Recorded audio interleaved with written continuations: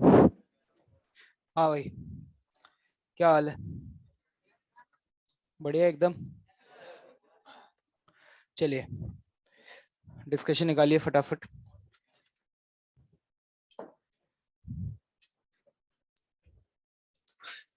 बन रहे हैं क्वेश्चन एमओआई के।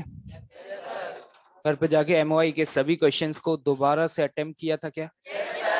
पक्का भाई। जब हम एमओआई के क्वेश्चंस को दोबारा से वक्त देते हैं और अटेम्प्ट करने की कोशिश करते हैं तो हमें बहुत सारे ऑल्टरनेटिव मेथड्स भी पता चलते हैं। एक क्वेश्चन को करने के एक तरीके नहीं होते, और भी बहुत सारे तरीके होते हैं। ठीक है, बस वही वाली बात है कि हमें पहले कौन सा वाला स्ट्राइक कर जाए। तो कल जो भी क्वेश्चंस कराए गए थे उनमें से कुछ क्वेश्चंस के ऐसा भी हो सकता है कि आप किसी और मेथड से भी सॉल्व करके उसका आंसर निकाल पाए, लेकिन ये सारी चीजें हमें तभी क्लिक करेंगी जब हमने क्वेश्चंस की क्या की हुई है, प्रैक्टिस की हुई है। ठीक है, तो लाइए भैया शीट दी है रोटेशन की। मुदित करके किसका नाम है? मुदित। हो सकता है मैं थोड़ा बहुत गलत बोल रहा हूँ। है क्या कोई एनी वन ऑफ यू? क्या नाम है तुम्हारा? पूरा नाम बताओ। कहाँ, कोटा से ही हो? क्लास के बाद मिलोगे मेरे से? होमवर्क किया है तुमने? दिखाओ ये रोटेशन का कहाँ पे किया है।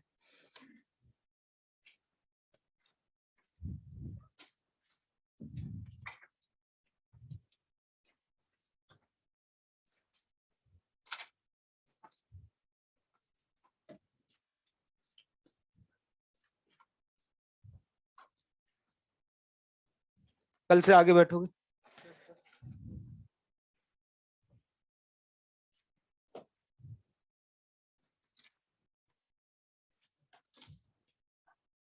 ठीक, चलिए। Yes, exercise O1, question number 1। One, क्या सभी को हो गया? एक्चुअली में ये क्वेश्चन रोटेशन का तो है ही नहीं, है ना। ये क्वेश्चन तो किसका है? सर्कुलर का है। एक पार्टिकल है जो कि कांस्टेंट वेलोसिटी से चल रहा है और 5 सेकंड के बाद उसकी एंगुलर वेलोसिटी पॉइंट ओ के अबाउट पूछी गई है। अगर कोई पार्टिकल 3 मीटर पर सेकंड से चल रहा है तो डेफिनेटली 5 सेकंड में जो ये डिस्टेंस कवर कर लेगा, ये डिस्टेंस कितना हो जाएगा? 3 × 5। ये डिस्टेंस मुझे 8 दिया हुआ है। कितना दिया हुआ है? 8। ठीक है, मैं यहां पर सबसे पहले एक रेडियस वेक्टर ड्रॉ करता हूं जो कि ये होगा। अगर आप पाइथागोरस लगाएंगे तो शायद ये 17 आ जाता है। और इस समय इस पार्टिकल की वेलोसिटी इस डायरेक्शन में 5 है। ओमेगा को निकालने का हाँ सॉरी, वेलोसिटी कितनी है? 3। मान लेते हैं ये एंगल थीटा है तो ये भी थीटा होगा। ठीक है, ओमेगा वेलोसिटी के उस कंपोनेंट की वजह से आता है जो कि आर की क्या होता है? परपेंडिकुलर होता है। अब इस वेलोसिटी के दो कंपोनेंट होंगे, एक तो 3 cos थीटा और दूसरा कंपोनेंट जो है जो कि परपेंडिकुलर होगा, that is what? 3 sin theta. तो अगर हम ओमेगा निकाल रहे हैं इस पॉइंट के अबाउट, तो that will be the 3 sin theta v perpendicular upon r, और r क्या है? 17। साइन थीटा की वैल्यू हम यहां लिख सकते हैं क्योंकि साइन थीटा होता है परपेंडिकुलर, जो कि हो जाएगा 8/17। क्या हमारा आंसर आ जाएगा भाई? पक्का? Okay, question number 2। ये तो ऐसे ही है, ओमेगा तो वैसे भी हर पॉइंट का क्या होगा? सेम ही होगा। Question number 3। क्वेश्चन नंबर 4, किसी को doubt? 4 rods forming a square of side 2a। कल हम कर चुके हैं, मैंने बताया भी था। याद रखना, लास्ट में यही तो सवाल कर रहे थे। किस एक्सिस के अबाउट निकालना है? Passing through the centre. इस एक्सिस के अबाउट निकालना है। तो मैं आपको याद दिलाना चाहूंगा वो रिजल्ट था 4/3 ml², लेकिन यहाँ पे l की वैल्यू क्या होगी? 2a। क्या याद आ रहा है भाई? क्या ये रिजल्ट याद है आप लोगों को? ये स्क्वायर फ्रेम है। क्या है? Square frame. Okay, question number 5। हाँ बताओ बेटा, क्लास नोट्स पढ़े थे तुमने? कि नहीं पढ़े थे?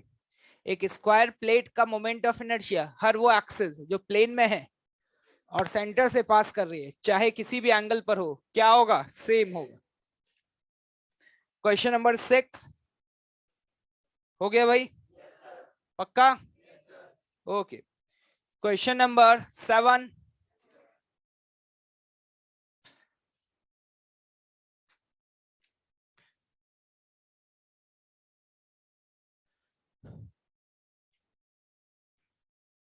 ये है वो एक्सिस, है ना भाई?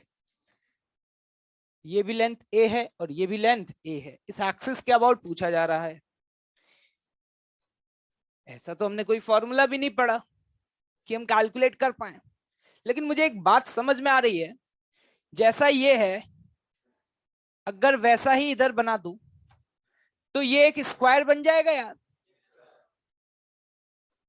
और इस एक्सिस के अबाउट जो स्क्वायर का होगा वही इसका होगा। की पॉइंट याद आ रहा है? जो आर्क का होता था वही एक रिंग का होता था, जो एक डिस्क का होता था वही एक सेक्टर का होता था। तो मैंने कहा कि यार एक स्क्वायर बना लो, और स्क्वायर का इसके अबाउट मोमेंट ऑफ इनर्शिया जो भी आएगा वही इसका होगा। क्या खत्म हो गया भाई? आपको याद होगा इस एक्सिस के अबाउट क्या हुआ करता था? ma²/6। तो हम डायरेक्टली यहाँ पे अपना रिजल्ट लिख सकते हैं। क्लियर है भाई? Okay, wonderful. क्वेश्चन नंबर 8 पढ़िएगा भाई। क्वेश्चन नंबर 8,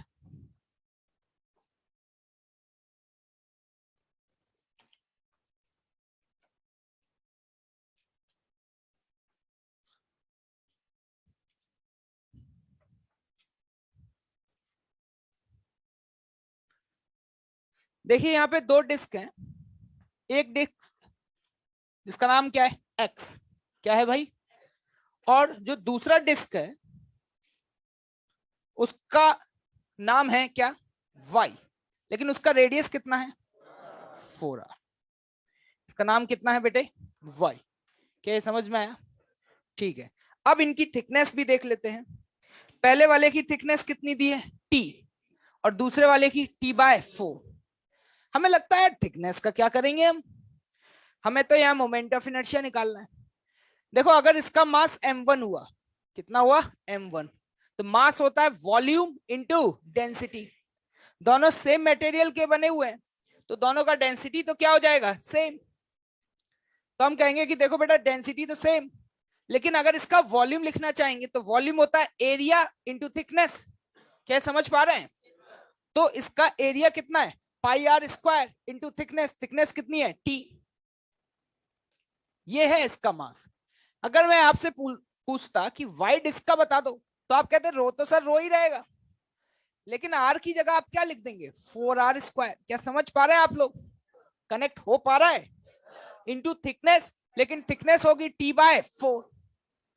कैलकुलेशन आपकी स्ट्रांग है। ये 16 ये कट जाएगा तो मेरे हिसाब से 1/4। लेकिन मुझे ये नहीं निकालना है, मुझे यहां पर क्या निकालना है? Moment of inertia. तो मैंने कहा इस एक्सिस के अबाउट अगर इसका Ix है, कितना है? Ix। तो Ix की वैल्यू लिखूंगा 1/2 m1 इंटू आर का स्क्वायर। Is it clear? इसी तरीके से अगर मैं Iy कैलकुलेट करूं, क्या कैलकुलेट करूं? Iy, तो उसका क्या लिखूंगा? 1/2 m2। लेकिन ये आर है या बेटा 4r है? 4r का स्क्वायर। क्या समझ पा रहे हैं? अब इसके बाद ये तो सब कैंसिल हो जाएगा। m1/m2 का आई थिंक आप रेशियो निकाल चुके हैं। कितना? 1/4। और ये 4 का स्क्वायर, तो I think this will be what? 1/64। Is it clear to all of you? नहीं आया? कोई भी एक्सेस हो भाई? लोग कह रहे हैं सर एक्सेस तो दी हुई नहीं है। मैंने कहा किसी और के अबाउट निकाल लो, टेंजेंट के अबाउट निकाल लो। तो इसका निकालोगे तो इसका भी टेंजेंट के अबाउट निकालोगे, तो ये वाला फैक्टर तो दोनों में ही क्या आएगा? कांस्टेंट। अगर 1/2 की जगह 3/2 भी हो गया तो क्या आपके रेशियो पे कोई फर्क पड़ जाएगा? नहीं। बस हाँ, बी केयरफुल। अगर आप इसका टेंजेंट के अबाउट निकालें तो इसका भी निकालें, अगर आप इसका डायमीटर के अबाउट निकालें तो इसका भी निकालें, जिससे ये वाला जो टर्म है कांस्टेंट टर्म, ये क्या हो जाएगा? कैंसिल आउट हो जाएगा।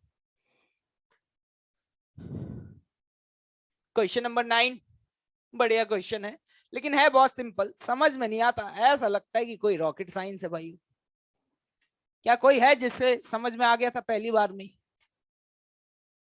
बहुत सही, देखिएगा जरा भाई, ये जो लेंथ है ये मुझे L दी हुई है और ये जो विड्थ है ये मुझे B दी हुई है। लेंथ मुझे B से ज्यादा दी हुई है, कैसा है क्वेश्चन में? मान लेते हैं कि ये वाली जो प्लेट आप देख पा रहे हैं, ये नीचे वाली प्लेट, इस नीचे वाली प्लेट का जो मोमेंट ऑफ इनर्शिया है वो I1 है और इस वाली प्लेट का जो मोमेंट ऑफ इनर्शिया है वो क्या है बेटे? I2 है। अब अगर मैं कहूं कि इस एक्सिस के अबाउट मोमेंट ऑफ इनर्शिया मुझे I दिया हुआ है, क्या दिया हुआ है? I, तो एक बात बताना, क्या मैं ये लिख सकता हूं I बराबर I1 प्लस I2? अरे लिख सकता हूं या नहीं? अरे इसके अबाउट जो भी होगा वो इन दोनों का क्या कर देंगे? सम कर देंगे। देखो अगर I1 I2 के बराबर होता, I1 I2 के अगर बराबर होता तो I1 की वैल्यू कितनी होती? I/2, और I2 की वैल्यू भी क्या होती? I/2। मतलब बराबर बढ़ता कि नहीं बढ़ता? लेकिन अब देखते हैं कि I1 और I2 में से कौन ज्यादा होगा। जरा ध्यान से देखिएगा, जब मैं I2 की बात कर रहा हूं तो I2 में ये वाले एलिमेंट मैक्सिमम कितनी दूरी पर है? यहाँ L, और इसमें ये वाली दूरी कितनी है? कौन ज्यादा है, L या B? क्या ये क्वेश्चन में गिवन है भाई? तो यहाँ के इस ट्रायंगल के जो एलिमेंट हैं क्या वो इस एक्सिस से बहुत ज्यादा दूरी पे दिखाई दे रहे हैं? इसका मतलब क्या हुआ? इसका मतलब ये हुआ कि जो I2 है वो I1 से क्या होगा? ज्यादा होगा। अगर बराबर होता तो I/2 मिलता, लेकिन अभी I2 I1 से ज्यादा है, तो I2 को जो मिलेगा क्या वो I/2 से ज्यादा मिलेगा? नहीं आया? देखो ध्यान से, यही सब पूछा गया है।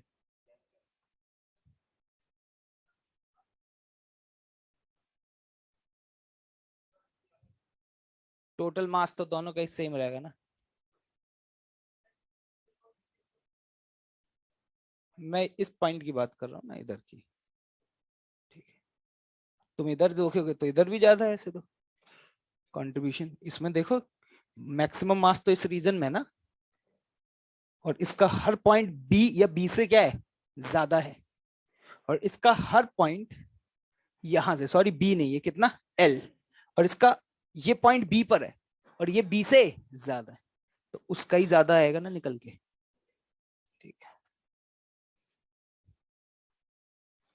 क्या क्लियर है भाई? नेक्स्ट क्वेश्चन नंबर 10, क्या हो गया? ओके, क्या यहीं तक दिया था? ठीक है भाई, ये लीजिए, रेस निकालिए फटाफट।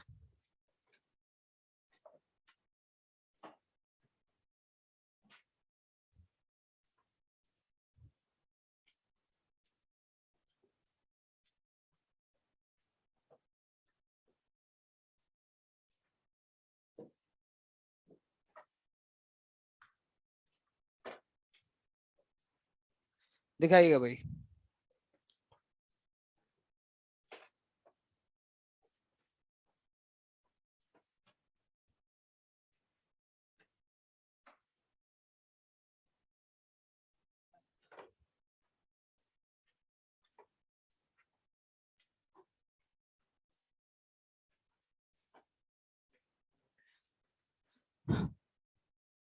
क्वेश्चन नंबर 6, आज के बाद दोबारा से अटेम्प्ट करिएगा, ठीक है? मोमेंट ऑफ इनर्शिया उस एक्सिस के अबाउट मिनिमम होगा, जो एक्सिस कहां से पास हो रही है? सेंटर ऑफ मास से, ठीक है? आज समझ में आ जाएगा, दोबारा से अटेम्प्ट कर लेना, आज बता दूंगा, ठीक है? वैसे होना चाहिए था, ऐसा कुछ भी नहीं है, ठीक है? क्वेश्चन नंबर 7, 7 देखो भाई, ये बताया था mh²/6, बताया था। कोई भी ट्रायंगल हो, चाहे उसकी शेप कैसी भी हो, है ना? अगर बेस लेंथ सेम है और हाइट सेम है तो सबका एरिया तो सेम है, क्योंकि एरिया क्या होता है? हाफ बेस इंटू हाइट, तो सबका एरिया सेम है। तो सबका मास भी क्या होगा, सेम। तो अब मैं ट्रायंगल चाहे कैसे भी बना दूं, कितने ट्रायंगल दिख रहे हैं, लेकिन हर ट्रायंगल का मोमेंट ऑफ इनर्शिया इस एक्सिस के अबाउट क्या होगा, एम एच स्क्वायर बाय 6। क्या कुछ याद आ रहा है?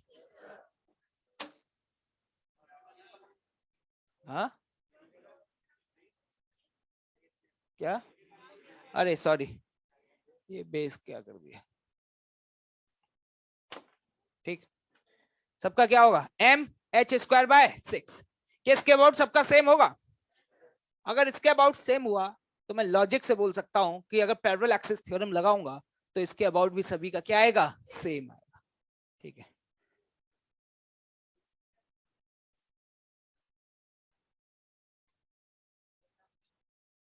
बेटा मास तो अलग अलग हो जाएगा ना अगर बेस सेम नहीं है तो। अगर बेस अलग अलग होता तो एच भले सेम होता, एरिया अलग अलग हो जाता, तो मास क्या हो जाता, अलग अलग। मास भी सेम है और एच भी सेम है। मास को देखने के लिए सिर्फ हाइट को नहीं देखेंगे, किसको देखेंगे, एरिया को देखेंगे।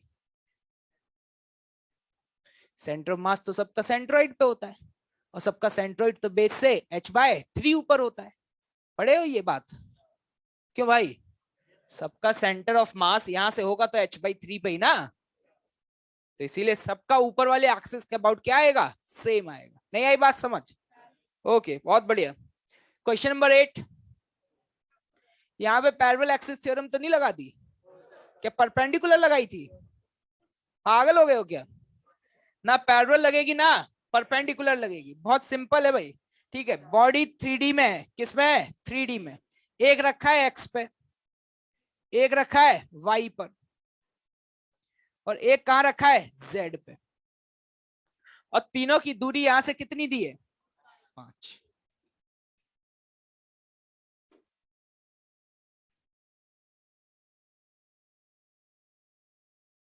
तो अगर मैं इस एक्सिस के अबाउट निकालूंगा तो देखो इसका तो 0 हो जाएगा, लेकिन इसका भी आएगा और इसका भी आएगा। आएगा या नहीं आएगा, मानते हो?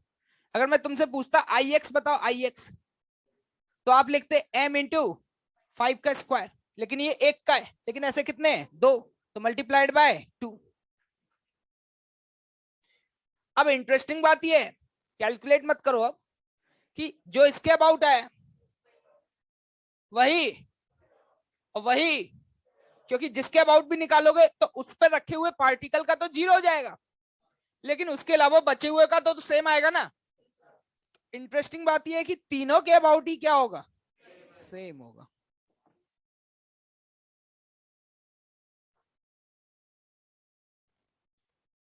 नहीं आया बात समझ? तो देख लो, सी भी सही होगा और बी भी सही होगा। बी क्यों सही होगा यार, ये बी वाला तो ये परपेंडिकुलर एक्सिस थ्योरम से वैलिड ही नहीं है। क्या यहाँ परपेंडिकुलर एक्सिस थ्योरम लग सकती है? नहीं लग सकती, क्योंकि यहाँ पर जो भी मासेस हैं क्या वो किसी प्लेन में डिस्ट्रीब्यूटेड हैं? Okay, question number 9। किसी को डाउट है तो हैंड रेज किया करो, शकल मत देखा करो। मुझे भगवान ने कोई ताकत नहीं दी है या कोई ऐसी शक्तियां नहीं दी है कि मैं तुम्हारे मन की बात को समझ जाऊंगा। यहाँ पे डिस्कशन मैं अपने लिए नहीं कर रहा हूँ, आपके लिए कर रहा हूँ। ठीक है, मैं देखता हूँ कि आधी जनता को डाउट्स भी होते हैं फिर भी हैंड रेज नहीं करते हैं। ये डाउट जो मैंने बताया ना, ये सिर्फ मैं अपनी मर्जी से बता रहा हूँ, ऐसा लग रहा है। अगर आपको डाउट है तो ये आपका हक है कि आपको पूछना चाहिए, दैट्स ऑल। बताना या नहीं बताना वो मेरी जिम्मेदारी है, लेकिन आप अगर नहीं पूछेंगे तो मुझे नहीं पता चलेगा। पहली बात तो ऐसा तो है नहीं है कि मुझे सूंघ करके पता चल जाएगा कि किसको डाउट है किसको नहीं है। तो ये आपकी जिम्मेदारी है कि आपको डाउट पूछना है ना। मैं देख रहा हूँ पिछले 3-4 दिनों से कि लोग अपने डाउट्स नहीं पूछते हैं। सर फिर आप डिस्कशन मैं इसलिए कर रहा हूँ क्योंकि मैं अपने पुराने एक्सपीरियंस से कर रहा हूँ, क्योंकि हर साल डिस्कस करता हूँ तो मेजर जो डाउट्स आते हैं वो मुझे लगता है मैं बता देता हूँ। फिर भी जरूरी थोड़ा ना जो उन स्टूडेंट्स को डाउट आए थे वही तुम्हें आए। हो सकता है कि तुम्हें उनसे ज्यादा है, हो सकता है तुम्हें उनसे कम आए, लेकिन ये गाड़ी एक्सपीरियंस बेस पे थोड़ा ना चलनी चाहिए, ये तो क्लास के रिस्पॉन्स के बेसिस पे चलनी चाहिए। तो मैंने आपको बोल रखा है कि आपको डाउट है, आपको सिर्फ हैंड रेज करना है, बताना नहीं बताना जो मुझे करना होगा मैं देख लूंगा। लेकिन ये नहीं है कि बैठे हुए हैं यहाँ पर मैं अपने आप ही डिस्कस कर रहा हूं, मैं अपने आप ही बोल रहा हूं कि तुम्हें यहाँ पे ये डाउट आया होगा, इसमें ये किया होगा, इसमें ये किया होगा। It's not a one way interaction, it's a two way interaction. ये फिजिक्स है, केमिस्ट्री नहीं है कि आपको सिर्फ इंफॉर्मेशन दी जा रही है डेटा बेस्ड और आप उसे रट रहे हैं। क्वेश्चन नंबर 9 हो गया। क्वेश्चन नंबर 10,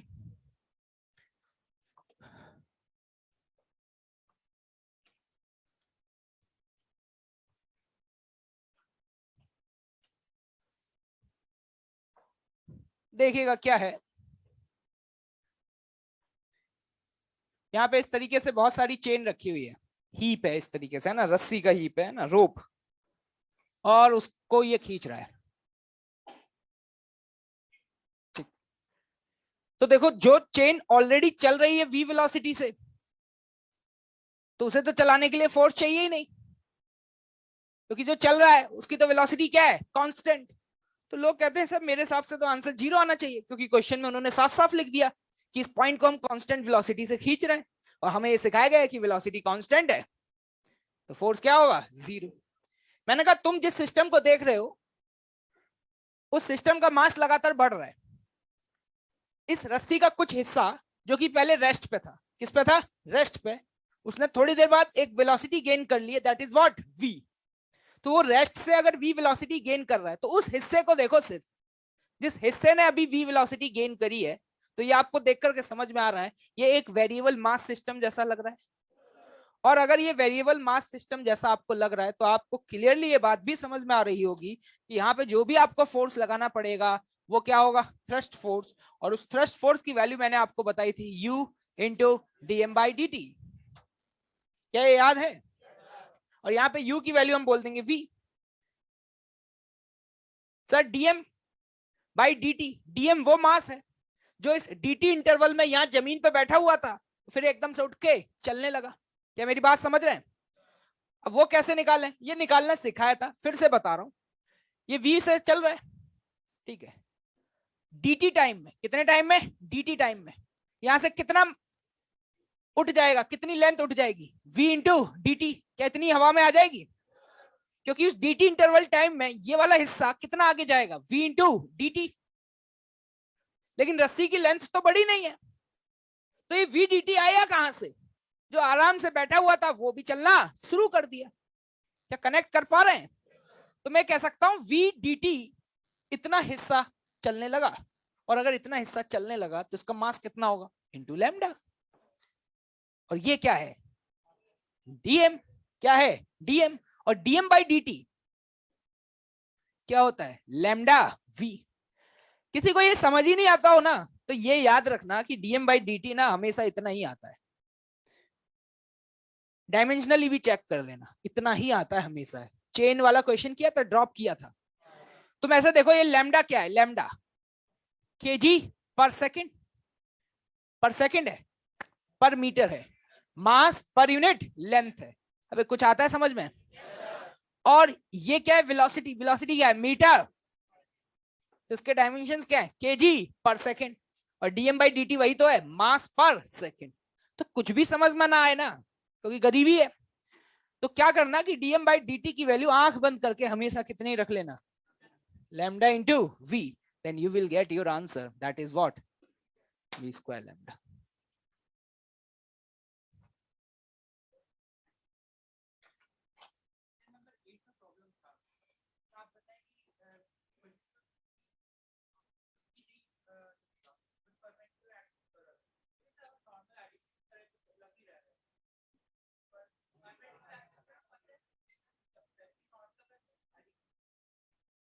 कहां लग रहा है, I x plus I y I z के बराबर आ रहा है? हाँ, हाँ तो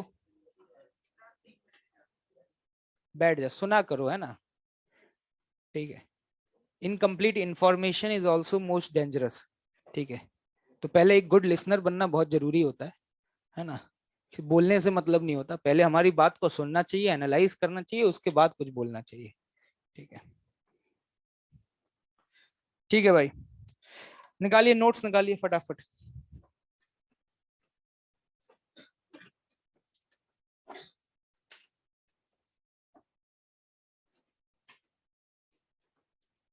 ये देखो यहाँ पे शायरियां लिख रहे हैं भाई, क्या शायरी लिख रहे हैं भाई, सुनना चाहेंगे इनकी?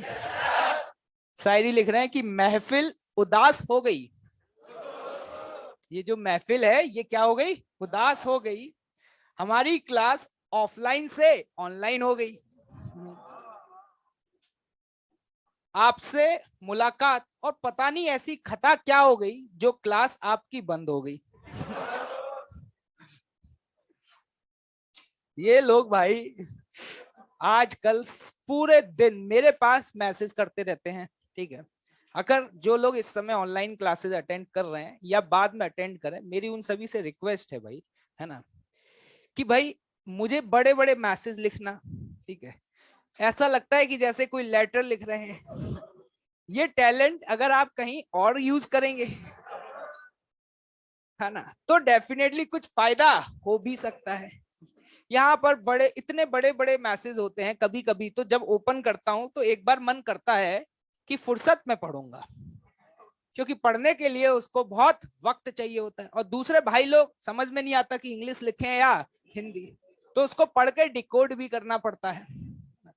तो मैं ये देख रहा हूँ कि अभी जब से जो कुछ भी हुआ 2-3 दिनों में, ठीक है, तो लोग मुझे बहुत बड़े बड़े मैसेजेस कर रहे हैं या लोगों के कॉल आ रहे हैं। लोगों को लग रहा है कि इन सबका करता धरता मैं हूं। क्या भाइयों, मैं हूं क्या? भैया एक सिस्टम है, उसके अपने एक रूल्स हैं, और उन रूल्स में हर कोई बंधा हुआ है, चाहे मैं हूं या आप हूं। मुझे भी उन रूल्स को फॉलो करना होगा। कभी आपने मुझे देखा कि मैं ऐसे ही चप्पल पहन करके और घर के कपड़ों में क्लास लेने आ गया हूं? है? कभी क्या देखा आप लोगों ने? कभी नहीं देखा होगा। ठीक है, कभी आपने देखा कि क्लास 4 बजे थी, है ना, आराम से आ रहा था, आधे घंटे बाद कहाँ थे भैया? आराम से दुकान पे खड़े हुए थे। हैं भैया, एक सिस्टम है, और वो रूल्स और रेगुलेशंस, चाहे एक स्टूडेंट हो चाहे एक फैकल्टी हो, हर किसी के लिए क्या है? सेम है। आप अगर यूनिफॉर्म पहन के नहीं आते तो आपको नीचे रोका जाता होगा? नहीं रोकते? रोक लिया जाएगा। लेकिन अगर मैं पहन के नहीं आया तो मुझे पक्का रोक लेंगे, मतलब मुझे तो इस इंस्टीट्यूट के अंदर ही एंटर नहीं करने दिया जाएगा। तो ये एक, तो मुद्दे की बात यह है कि हर कोई इस सिस्टम को फॉलो कर रहा है। ठीक है, हर कोई इस सिस्टम को क्या कर रहा है? फॉलो कर रहा है।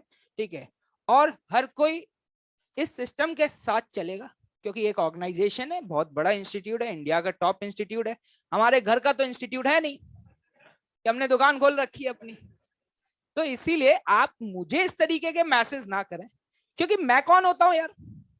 पहली बात तो मैं तो सिर्फ एक सिंपल सा भाई फैकल्टी हूं, और मैं तो पढ़ाने आ रहा हूं। जो पढ़ने आता है मैं पढ़ा देता हूं, नहीं आता तो नहीं पढ़ाता। मुझे थोड़ी ना कोई सिस्टम ने इतनी परमिशन दे दी है, या मैं इतना बड़ा आदमी थोड़ी हूँ।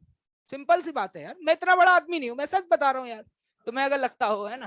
ठीक है, हाँ फिजिक्स के फील्ड में हो सकता हूँ, लेकिन और थोड़ा ना एडमिन इन सब चीजों में मैं बिल्कुल भी नहीं हूँ। ठीक है, तो भाई मेरे को मैसेज करके आप ये ना सोचें कि आपकी मैं कुछ मदद कर सकता हूँ। अभी मैं अपनी मदद नहीं कर सकता, है ना, मैं दूसरों की मदद क्या करूंगा? उस दिन मेरा एक पंचिंग कार्ड खो गया था, उसके लिए उन्होंने 4 चक्कर लगवा दिए, बोला कि 500 रुपए फीस जमा करो तब मिलेगा। तो यार इट्स अ सिस्टम, है ना। तो भाई हमें भी फॉलो करना है, और आप सभी को भी क्या करना है? फॉलो करना। और एज अ टीचर हमें हमेशा बोला जाता है कि हमें उनके डिसीजंस में क्या करना है? कॉपरेट करना है। ठीक है, आपसे मतलब थोड़ी, हमें तो क्या है, उनसे मतलब है भाई, है ना। ठीक है, तो इस बात को थोड़ा सा समझने की कोशिश कर रहे हैं। ठीक है, इतने मैसेजेस लिखते हैं, कॉल वगैरह करते हैं, उनको लगता है कि जैसे मैंने रोक दिया है ना। ये सब जो लोग काम करते हैं यहाँ पर, इन सबको मैं पे करता हूँ, है ना, मैंने इन लोगों को लगा रखा है, ऐसा कुछ भी नहीं है। ठीक है, ये था ऑनलाइन वालों के लिए। तो ये शायरियां लिखना, ये दिल ब्रेक कर करके बनाना, है ना, आपको इनकी कसम है प्लीज, पता नहीं क्या क्या लिख रहे हैं।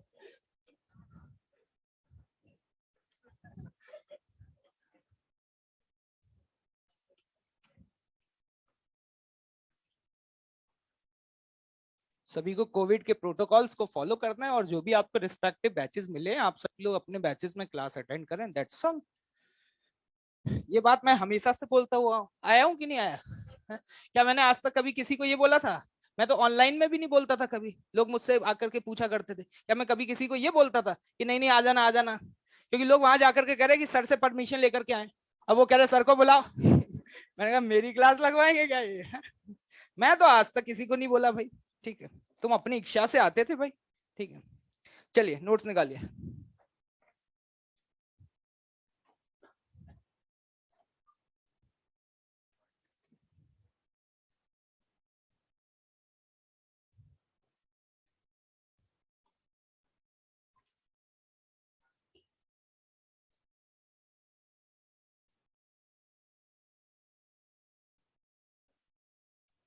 हाँ चलिए शुरू करें।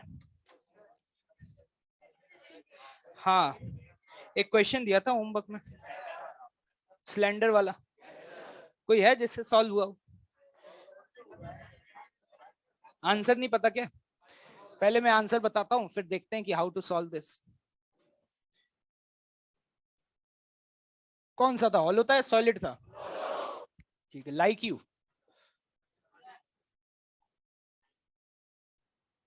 हॉलो सिलेंडर जिसका मास m, रेडियस r और लेंथ l, इसका इसके अबाउट पूछा था,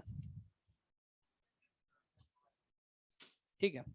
तो इसके अबाउट जो i है वो मैं बता देता हूं, वो आएगा m r²/2 प्लस ml²/3। कोई आसपास भटक रहा है? आसपास है। अच्छा बस इतना फर्क आ रहा होगा कि यहाँ पे 2 की जगह 6 आ गया होगा। अबे उसको आसपास नहीं, उसको गलत बोलते हैं। क्या बोलते हैं? गलत। ठीक है, देखिएगा बढ़िया क्वेश्चन है, समझने की कोशिश करेंगे, ठीक है। फिर उसके बाद ये जो रिजल्ट्स हैं इनको याद भी रखेंगे, ठीक। यहां पर अगर मैं आपसे ये पूछूं कि ये हॉलो सिलेंडर किससे मिलकर के बना हुआ है, तो आप क्या कहेंगे? रिंग से मिलकर के बना है। बोलेंगे या नहीं बोलेंगे? तो मैंने क्या किया, मुझे एक एलिमेंट लेना था, तो मैं यहां से x डिस्टेंस की दूरी पर गया और एक रिंग कंसिडर करी। क्या कंसिडर करी? रिंग कंसिडर करी। क्या ये समझ पा रहे हैं? इस रिंग को मैं ऐसे बना दे रहा हूं जिससे मेरे लिए थोड़ा सा आसान होगा, ये इस तरीके से, ठीक है। ये रिंग है और मान लेते हैं इस रिंग की थिकनेस क्या है? dx। तो सबसे पहले मुझे इस रिंग का मोमेंट ऑफ इनर्शिया इस एक्सिस के अबाउट निकालना होगा। मान लेते हैं इस रिंग का जो मास है वो dm है। कितना है भाइयों? dm। अब सवाल आपके सामने सबसे पहला जो चैलेंजिंग है वो ये है कि इस डीएम का इसके अबाउट कैसे निकालें। तो मैं कहूंगा कि देखो ये रिंग है और ये वाली जो एक्सिस है, अगर आप रिंग को देखें तो क्या ये एक्सिस उसके लिए डायमीटर है या नहीं है? बताओ है या नहीं है? और डायमीटर के अबाउट एक रिंग का मोमेंट ऑफ इनर्शिया होता है mr²/2। क्या क्लियर है? तो जरा ध्यान से देखना, मैं यहाँ पे लिखने जा रहा हूं, मुझे इस एक्सिस के अबाउट लिखना है। मैंने कहा ये वो एक्सिस है जो सेंटर से पास हो रही है, प्लेन में है। तो ये आईसीएम, आईसीएम क्या लिखूंगा देखिएगा ध्यान से, आईसीएम लिखूंगा डीएम जो उसका मास है इंटू r²/2। ये मोमेंट ऑफ इनर्शिया किस एक्सिस के अबाउट है? क्या इसके अबाउट है? लेकिन मुझे इसके अबाउट निकालना है, इसके अबाउट निकालना है, इसके अबाउट निकालना है। क्या मैं अब पैरेलल एक्सिस थ्योरम लगाऊंगा? तो पैरेलल एक्सिस थ्योरम लगाना है तो कितना शिफ्ट करना है? x। तो इसके आगे क्या लिखोगे? dm x²। पहले बताओ भाई ये समझ में आया कि नहीं आया? ये क्लियर है? लेकिन ये मोमेंट ऑफ इनर्शिया किसका है? इस रिंग का है। अब अगला स्टेप क्या करो, तुम जो डीएम की वैल्यू लिखी है ना उसको एक्स के टर्म्स में लिख लो। वो लिखना बहुत आसान है। इस पूरे के लेंथ कितनी है? एल लेंथ का मास कितना है? तो अगर लेंथ 1 मीटर होती तो कितना होता? लेंथ कितनी है आज? dx। तो dx का मास कितना होगा? m/l into dx। क्या बेटे ये dm का वैल्यू होगा? क्या ये बात आप लोग समझ पा रहे हैं, कनेक्ट कर पा रहे हैं? तो जरा ध्यान से देखिएगा, इस डीएम का वैल्यू हम यहाँ पुट कर देते हैं। जब हम यहाँ पे डीएम का वैल्यू पुट करेंगे तो हम लिखेंगे m/2l r² dx। क्लियर? ठीक है, प्लस इस डीएम की वैल्यू यहां पर m/l x² dx। क्या सही लिखी है? ये तो अभी कुछ भी नहीं हुआ है, ये तो किसका निकल के आया है? क्या इसका इसके अबाउट आया है? अगर मुझे टोटल निकालना है तो क्या इसको इंटीग्रेट करना होगा? इस पूरे को क्या करना होगा? इंटीग्रेट। क्या तब जाके टोटल आएगा? अब देखो इंटीग्रेट करना है तो लिमिट किसकी लगेगी, यहां से कहां तक चल के जाना है, तो यहां तक चल के जाना है। यहाँ एक्स की वैल्यू कितनी है और यहाँ एक्स की वैल्यू कितनी है, क्या मुझे इंटीग्रेट 0 से एल करना पड़ेगा, तो मैं यहाँ lower limit 0 upper limit L, lower limit 0 upper limit L, नहीं आया। अब देखो इंटीग्रेट कर रहे हैं, ये पूरा टर्म कांस्टेंट है तो बाहर क्या आ जाएगा, M R square by 2l। Integrate किसको करना है, dx को, अरे देख पा रहे हो, प्लस m बाय l बाहर, इंटीग्रेट किसको करना है, एक्स स्क्वायर dx को, 0 से l। इसको इंटीग्रेट करोगे तो x हो जाएगा, लगाओगे तो l से l कैंसिल आउट हो जाएगा, तो यहां से ये आएगा एम आर स्क्वायर बाय 2, और इसको इंटीग्रेट करोगे तो एक्स क्यूब बाय 3 एल, तो वो कट जाएगा, plus M L square by 3। क्या समझ आया, नहीं आया, आ गया। इसको याद रखना बहुत आसान है।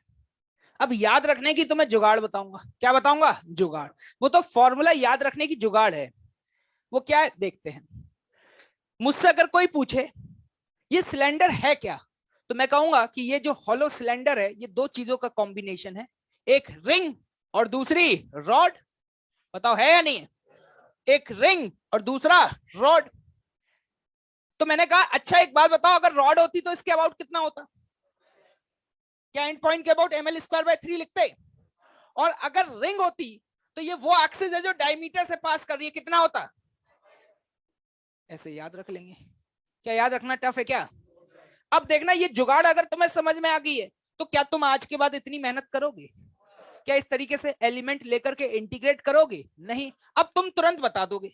अब देख लेते हैं कैसे बताओगे। अभी मैं आप लोगों से अगर ये पूछता, देखना भाई सभी गरीब भाई बंधु देखेंगे, अभी मैं तुम्हारे सामने ये सवाल रख देता, एक हॉलो सिलेंडर है बेटे, कौन सा सिलेंडर है, हॉलो, लेकिन ये जो एक्सिस है ना ये जस्ट कहां से पास हो रही है, सेंटर से। कहां से पास हो रही है, सेंटर से। तो बताओ क्या लिखोगे, तो ये वाला टर्म तो सेम ही रहेगा, एम आर स्क्वायर बाय 2, लेकिन रॉड के केस में क्या समझ आया। अगर ये हॉलो सिलेंडर है, कौन सा सिलेंडर है, hollow cylinder, is it clear to all of you. किसी ने कहा भाई साहब थोड़ा सा परिवर्तन कर रहे हैं, वो भूल गए थे सिलेंडर के अंदर माल भरना, अब मसाला भर दिया, क्या भर दिया, मसाला। हमने कहा भर दो, कोई दिक्कत वाली बात नहीं है। देखना ध्यान से भाई, मसाला भरने के बाद ये आपके पास एक क्या बन के तैयार होगा, क्या बेटे सॉलिड सिलेंडर बन के तैयार हो जाएगा, अरे हो पाएगा कि नहीं, पक्का। अगर इस सॉलिड सिलेंडर का मास m है, r है, l है, और अब मैं अगर आपसे ये पूछूं कि इसके अबाउट क्या होगा, जरा ध्यान से सुनिएगा। एक सॉलिड सिलेंडर, अब देखो एक बार निकल गया तो मैं लॉजिक लगा रहा हूं, एक्चुअली में इस लॉजिक से आंसर नहीं आया, पहले मैंने आंसर निकाला फिर मुझे पता चला यार इतनी मेहनत करो आंसर तो यही आना है, तो उसका कोई जुगाड़ ढूंढो। क्या ढूंढो, जुगाड़। एक सॉलिड सिलेंडर किससे मिलके बना, मैं कहूंगा भैया ये डिस्क और एक रॉड, क्या डिस्क और रॉड का एक कॉम्बो है। तो अगर मैं आपसे ये पूछता कि एक डिस्क है और ये वो एक्सिस है जो अलोंग द डायमीटर है, अलोंग द डायमीटर है, क्या तुम बता पाते, बताओ क्या लिखते, M R square by 4 plus M L square by 3। अरे गरीबो लिखते या नहीं लिखते। अगर इसी तरीके से ये एक्सिस वो एक्सिस होती जो सेंटर ऑफ मास से पास हो रही होती, उसमें ये वाले टर्म में तो कोई भी परिवर्तन नहीं आता, लेकिन ये वाला जो है क्या बाई 3 होता है या बाई 12 होता है, बाई 3 या बाई 12। तो वहां पे उस केस में हम लिख देते this will be what, M R square by 4 plus M L square by 12। तो ये I1 ये I2। क्या इस तरीके से सस्ते लॉजिक लगा करके क्या हम अपने रिजल्ट्स को याद रख पाएंगे। Okay, note down this.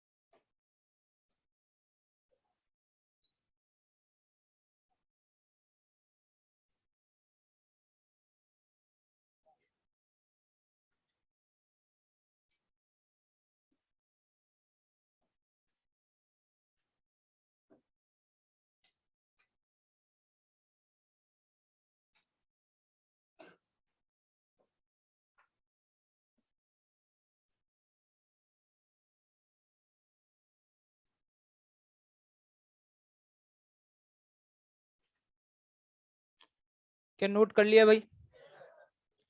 कुछ गरीब भाई बंधु ये कह रहे हैं कि सर इस सिलेंडर को ऐसे कट कर लो, फिर जोड़ दो, फिर यूं कंप्रेस कर दो, तो ये रेक्टेंगुलर बन जाएगा। क्या बन जाएगा? रेक्टेंगुलर। मैंने उस दिन भी बोला था कि भैया ऐसा नहीं करते कि दुनिया में कुछ भी दिखाई दे उसको बस तोड़ लो, जोड़ लो, कंप्रेस कर दो, है ना? तुम लोग हो तो बहुत गरीब है ना। ठीक है, ऐसे ऐसे डाउट पूछते हैं कि सर ये आपको सिलेंडर दिख रहा है? मैंने कहा दिख रहा है। तो सर इसको ऐसे प्रेस कर दो। अबे क्या मिस्त्री हो क्या? मतलब तुम्हें बस ये सीख गए हो कि यहाँ इसको कंप्रेस कर दो, ये तुम्हें कुछ भी दिखाई दे जाए सर कंप्रेस कर दो। सिलेंडर दिख रहा है? हाँ दिख रहा है। कैसे निकालो? सर कंप्रेस कर दो। देखो सर कंप्रेस कर दो क्या बनेगी? प्लेट। और सर प्लेट का आपने बताया था?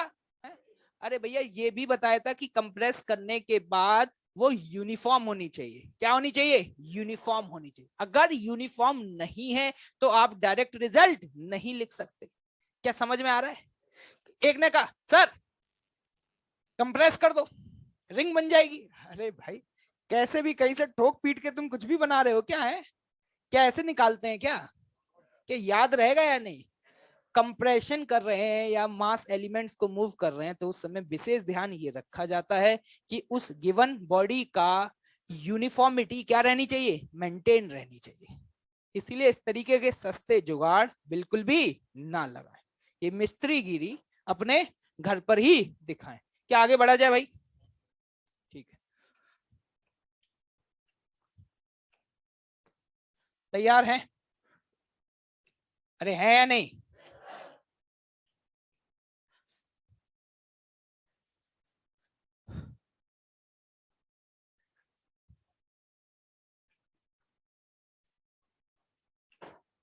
अच्छा,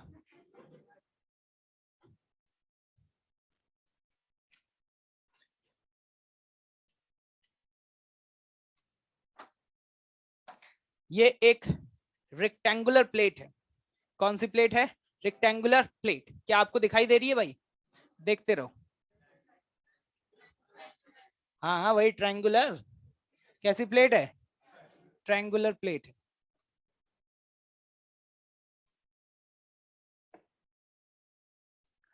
ठीक।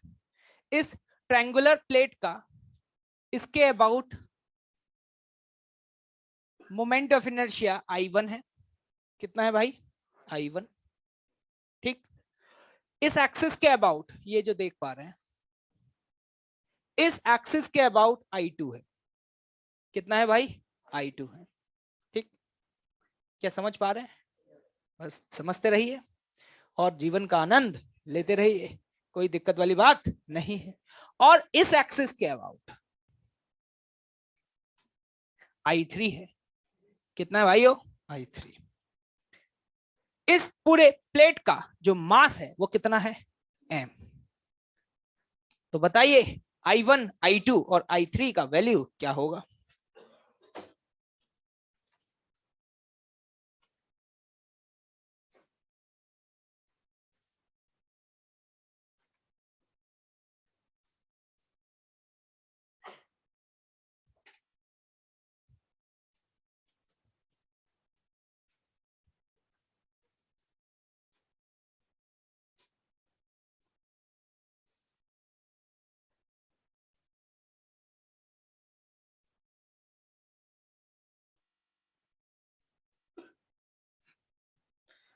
चलिए, कितने लोग I1 कैलकुलेट कर चुके हैं?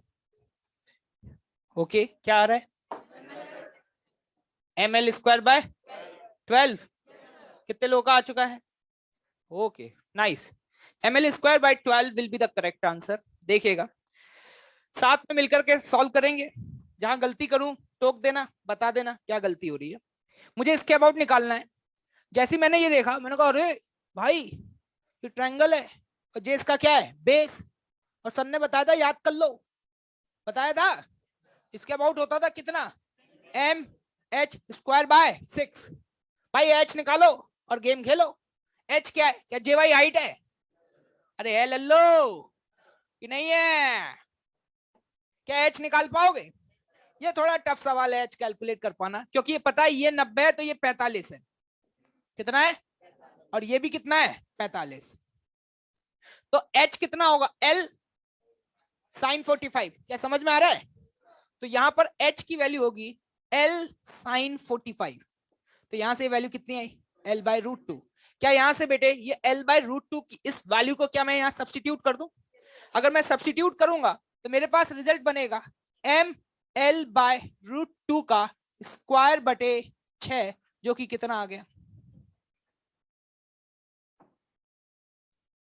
नहीं आया? अरे बहुत बहुत आसान था यार ये तो। क्या बात कर रहे हो, पक्का? अब आते हैं I2 पर।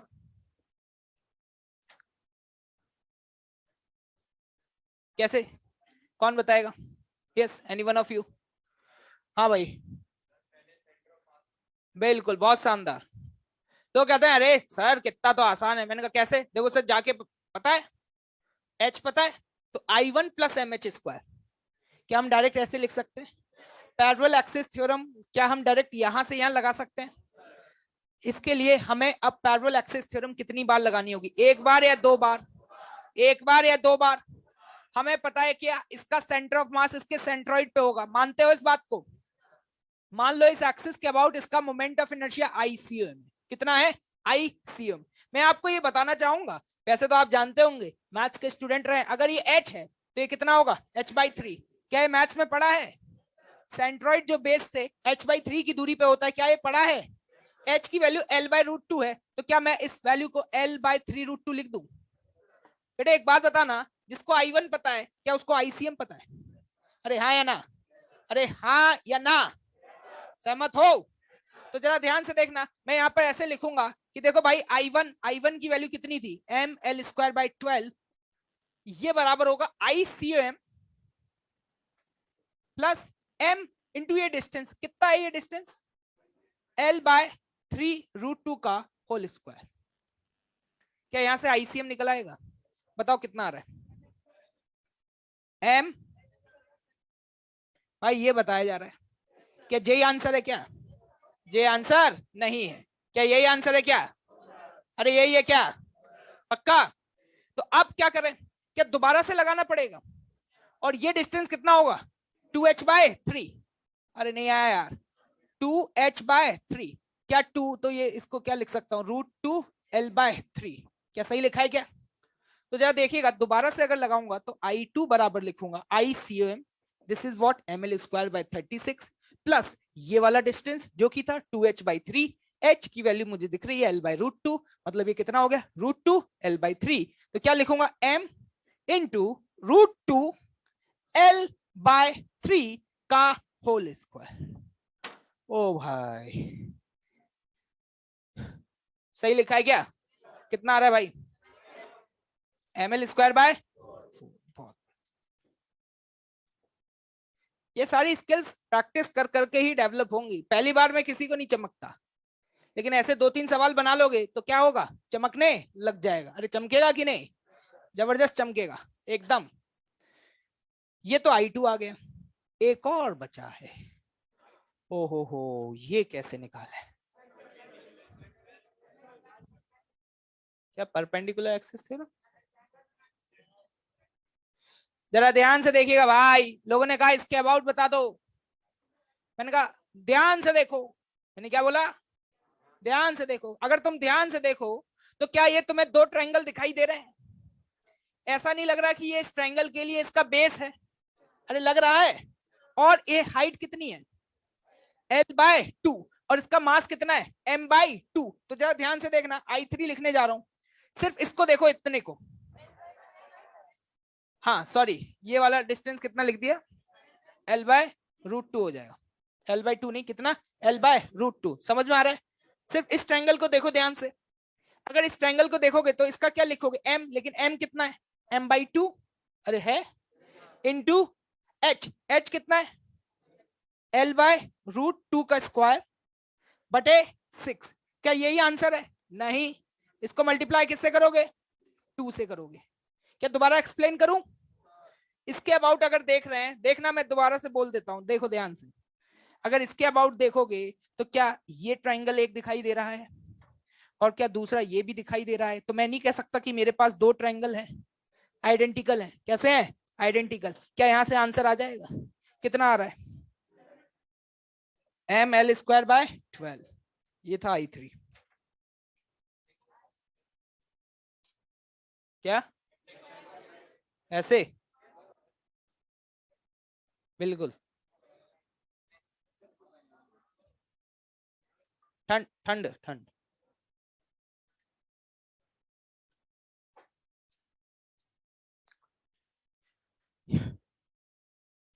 किसी को डाउट है क्या? किसी को डाउट? ये था I3। क्या था? I3। एक और पूछ ही लेता हूं। इस एक्सिस के अबाउट बताओ जो कि इस वर्टेक्स से पास हो रही है और इस प्लेन के परपेंडिकुलर है। मान लो इसके अबाउट I4 है। कितना है I4? बता पाओगे? बताओ। हो गया खत्म? क्या बात कर रहे हो यार, इतनी जल्दी हो गया? क्योंकि जब हमें पता है इसके अबाउट पता है और इसके अबाउट पता है, क्या इसके अबाउट पता है? क्या परपेंडिकुलर एक्सिस थ्योरम पढ़ी है? तो क्या अपन लोग डायरेक्टली नहीं बोल सकते I4? क्या बेटे? I4 बराबर IX। IX कितना है? IX कितना है? और IY कितना है? क्या I2 और I3 निकाल चुके हो? I2 की वैल्यू कितनी है और I3 की वैल्यू कितनी है? क्या इन दोनों को जोड़ दिया जाए? कितना आ रहा है? क्या गरीबो, तुम किसी भी एक्सिस के अबाउट निकाल लोगे क्या? नहीं कर पाओगे। हाँ अब बोलो, छापो इसको और बोलो कौन क्या बोल रहा था। हो गया क्लियर? कोई और बताओ, कुछ और बोलना चाह रहे हो? इसके अबाउट निकालने का और तरीका एक और देखना चाहोगे? देखना चाहोगे? क्या बात कर रहे हो, देखना चाहोगे? दिखा दिया जाए क्या? तो जरा ध्यान से देखिएगा।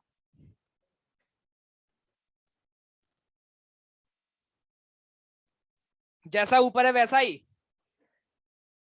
जैसा ऊपर है वैसा ही, जैसा ऊपर है वैसा ही।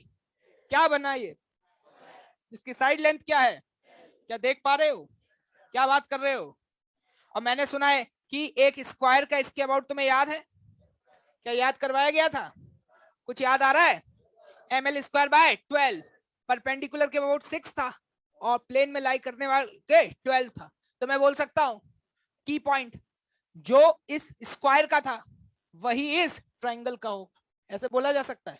लोगों ने कहा इसको प्रूव करो, मुझे फील नहीं आ रही है। क्या मंजिल साहब, लोगों ने क्या कहा? इसको प्रूव करो, मुझे फील नहीं आ रही है। मैंने कहा कोई दिक्कत वाली बात नहीं है। मान लो अगर ऊपर वाले का आई हुआ तो क्या नीचे वाले का भी आई होगा? तो इस पूरे स्क्वायर का टोटल मोमेंट ऑफ इनर्शिया कितना हो गया? 2i। 2i बराबर लिखेंगे टोटल मास, लेकिन टोटल मास m या 2m इंटू L²/12। क्या 2 से 2 कट गया? तुमने आई किसका माना था? तो गले में आवाज नहीं रही क्या? किसका माना था? क्या याद आ रहा है? क्या दिखाई दे रहा है? खत्म। Last bench. हाँ, क्या नाम है तुम्हारा? पढ़ क्यों नहीं रहे हो तुम? क्या करने आए हो इधर? आ जाओ इधर, आ जाओ आगे। पूरी बिस्तर उठा के जल्दी फटाफट। तुम्हें पता नहीं मुझे यहाँ से सब कुछ दिखता है? पता नहीं थी ये बात? पहली बार आए हो? कौन से बैच में हो? इसमें तो नहीं हो, क्योंकि इसके तो बच्चे बहुत मेहनती हैं, शकल से दिख जाते हैं।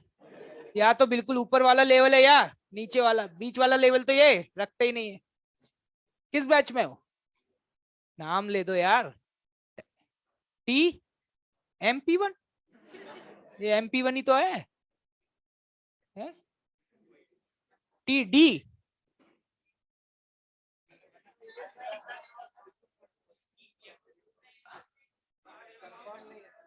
है? तो पता नहीं है क्या? पहली बार आया क्या क्लास? रोज आता है? कौन सी वाली ली है? इतनी सस्ती? बोरी बिस्तर उठा ले, आगे आ जा तू, चल अभी तेरी जन्म कुंडली बना देंगे आज। आ जा बेटा आगे। भाई कोई पता ही नहीं चल रहा, समझ ही नहीं पा रहा भाई है? इतना आई है भाई है? तुम तो नहीं हो क्या? ठीक हो तुम?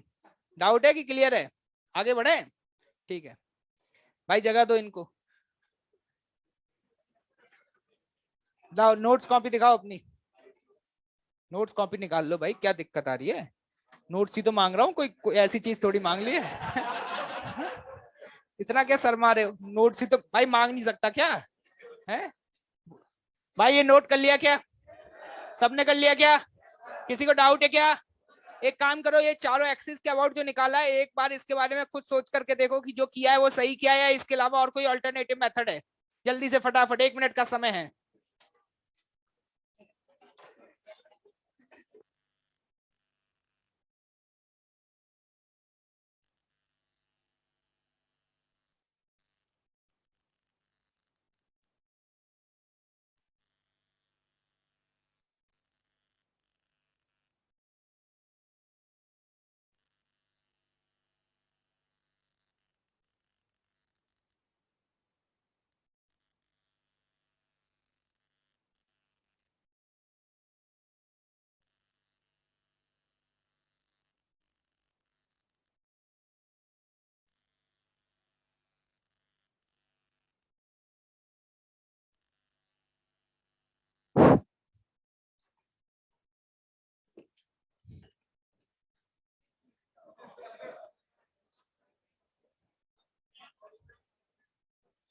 बातचीत नहीं यार, तुम लोग क्या कर रहे हो? हाँ ठीक है।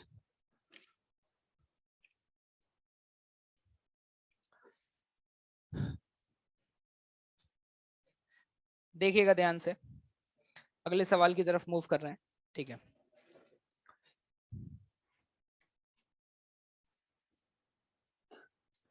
मान लीजिए आपके पास ये है R1 और ये रेडियस जो है वो क्या है, R2, और यहां पर बीच में से मसाला निकाल दिया गया है। क्या देख पा रहे हैं? दिखाई दे रहा है क्या बनाएंगे? डोनट। इसे अंग्रेजी में इस नाम से जाना जाता है, एनुलर डिस्क। ठीक है, इसका जो मास है, इसका मास क्या दिया हुआ है, m दिया हुआ है, और हमसे बोला गया कि भाई इस एक्सिस के अबाउट, कौन से एक्सिस के अबाउट, इस एक्सिस के अबाउट बताओ इसका मोमेंट ऑफ इनर्शिया क्या होगा। मैं आपको कॉन्सेप्ट सिखा दूंगा, फंडामेंटल अप्रोच बता दूंगा, ठीक है, और उसके बाद इस प्रोफाइल के कभी भी सवाल आएंगे तो आप खुद से कर लेना। ठीक है, मैंने कहा कि मैं इस प्रॉब्लम को कुछ अलग नजरिए से देखता हूं, उस नजरिए को समझने की कोशिश करिएगा। मैंने कहा ये बना कैसे होगा, तो लोगों ने कहा ये ऐसे बना होगा कि बहुत सालों पहले एक डिस्क थी और जिसका रेडियस कितना हुआ करता था, R2, और मान लेते हैं इस पूरे डिस्क का जो मास हुआ करता था वो कितना था, M2। फिर एक दिन तुम्हारे जैसा कोई मिस्त्री आया, उसने क्या किया, इसमें से काट दिया क्या, एक डिस्क, और जो काटी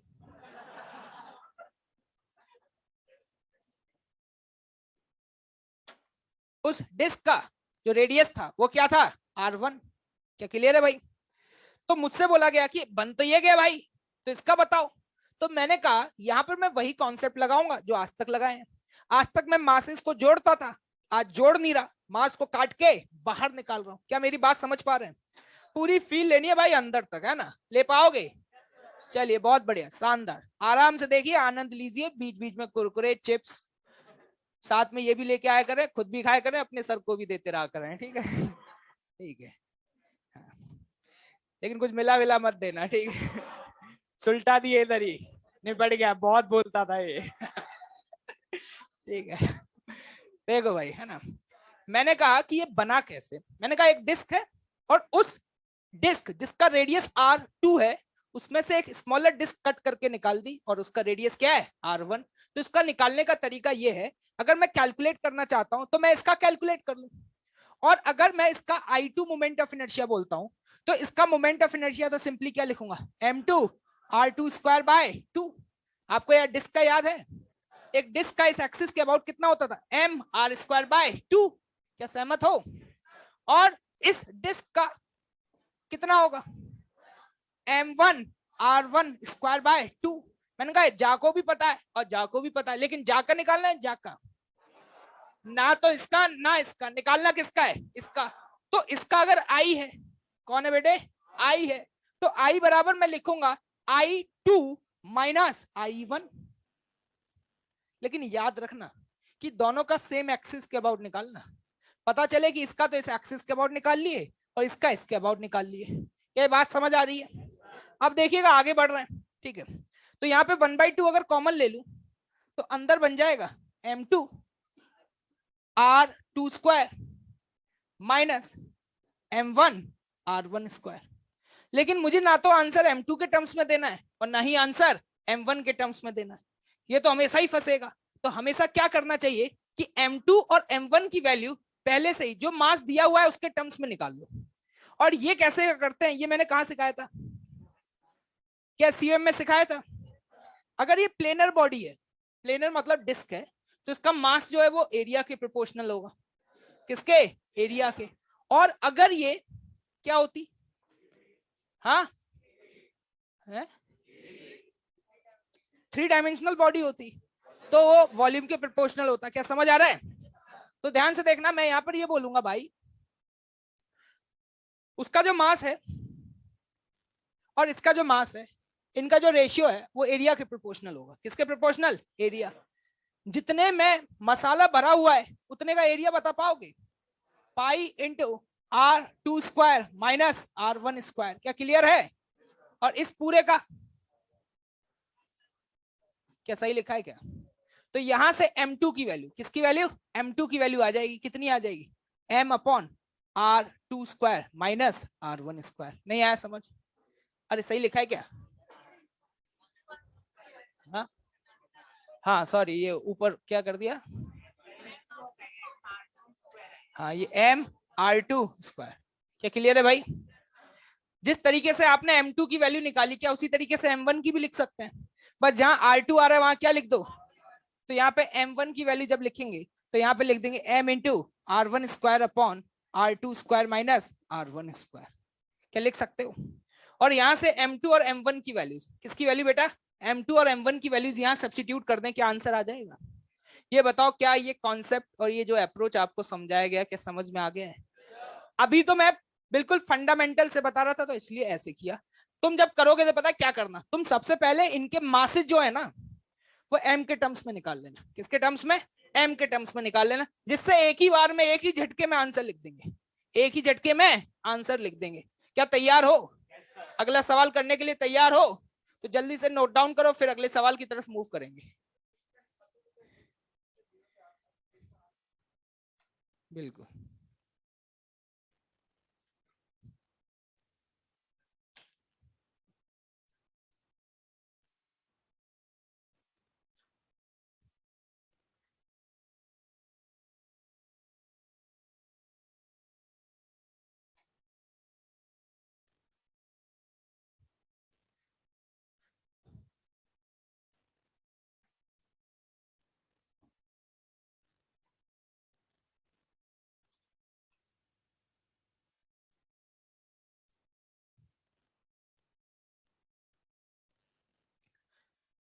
तैयार हो?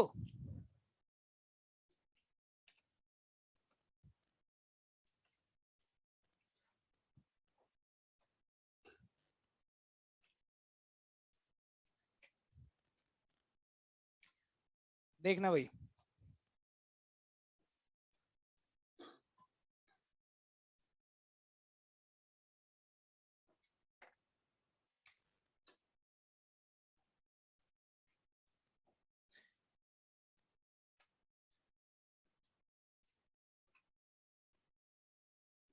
एक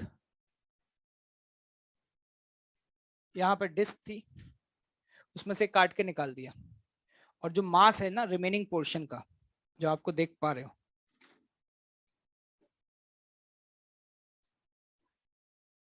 रिमेनिंग पोर्शन वो मुझे M दिया हुआ है। कितना दिया हुआ है, M। आपको इस गिवन सिस्टम का मोमेंट ऑफ इनर्शिया निकालना है। क्या निकालना है, मोमेंट ऑफ इनर्शिया। और सुन लो किस एक्सिस के अबाउट निकालना है, बहुत इंपॉर्टेंट है, जे एडवांस में पूछा गया था।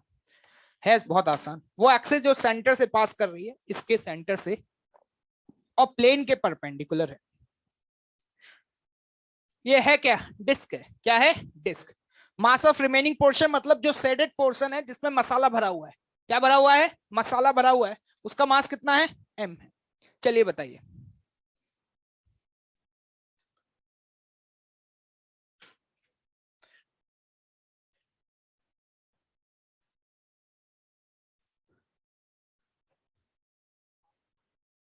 कितना, गलत है।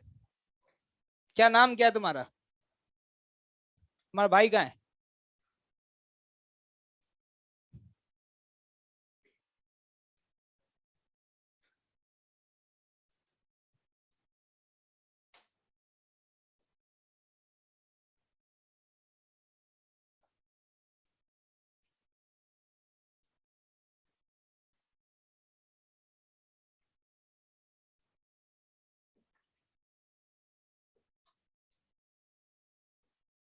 क्या सॉल्व कर रहे हो।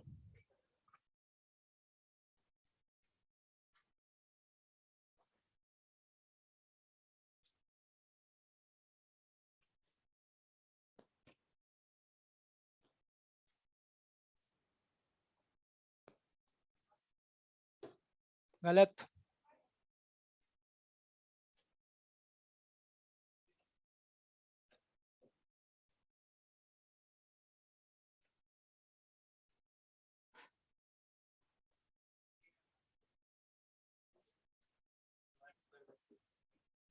भाई क्या कर रहे हो, कोई तो बता दे सही, कि ऑनलाइन वालों से ही पूछना पड़ेगा क्या अब।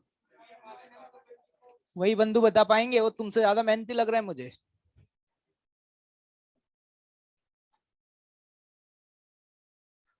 तालिबानी भाइयों से ही पूछना पड़ेगा।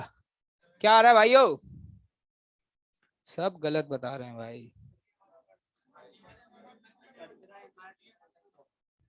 बहुत। निकाल लो। तुम कब निकालोगी।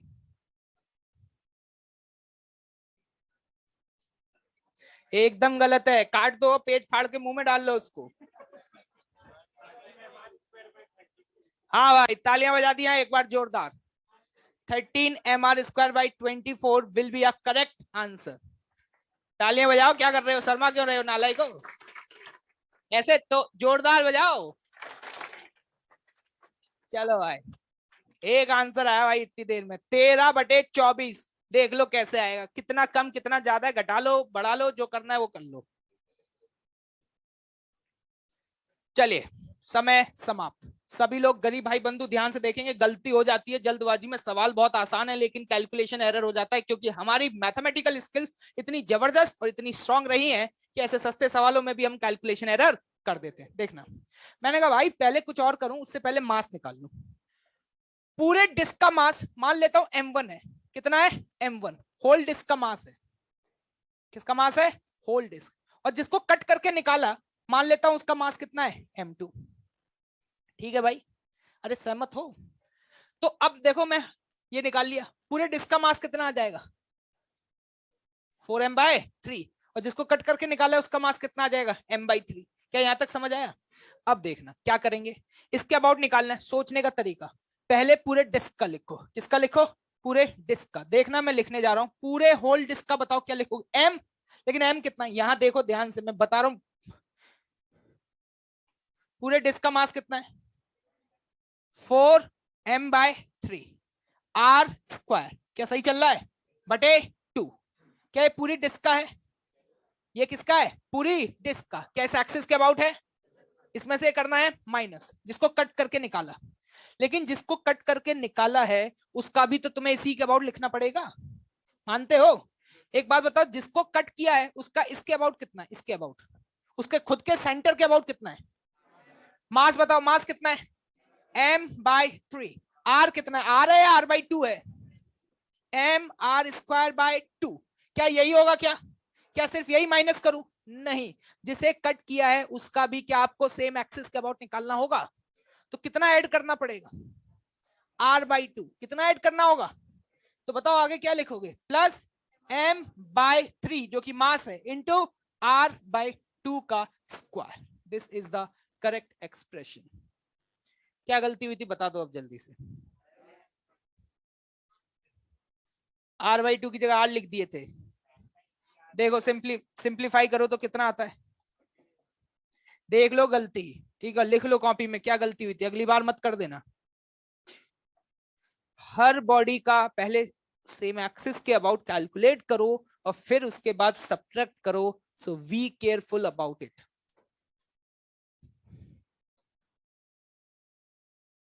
क्यों भाई, समझ आ गया? कितने लोगों को समझ नहीं आया? सबको आ गया? गलती पता चल गई?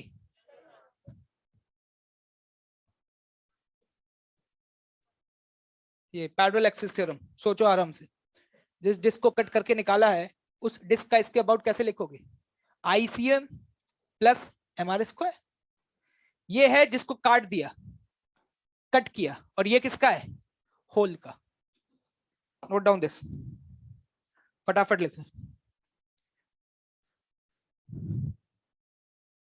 क्या आगे बढ़ू मैं?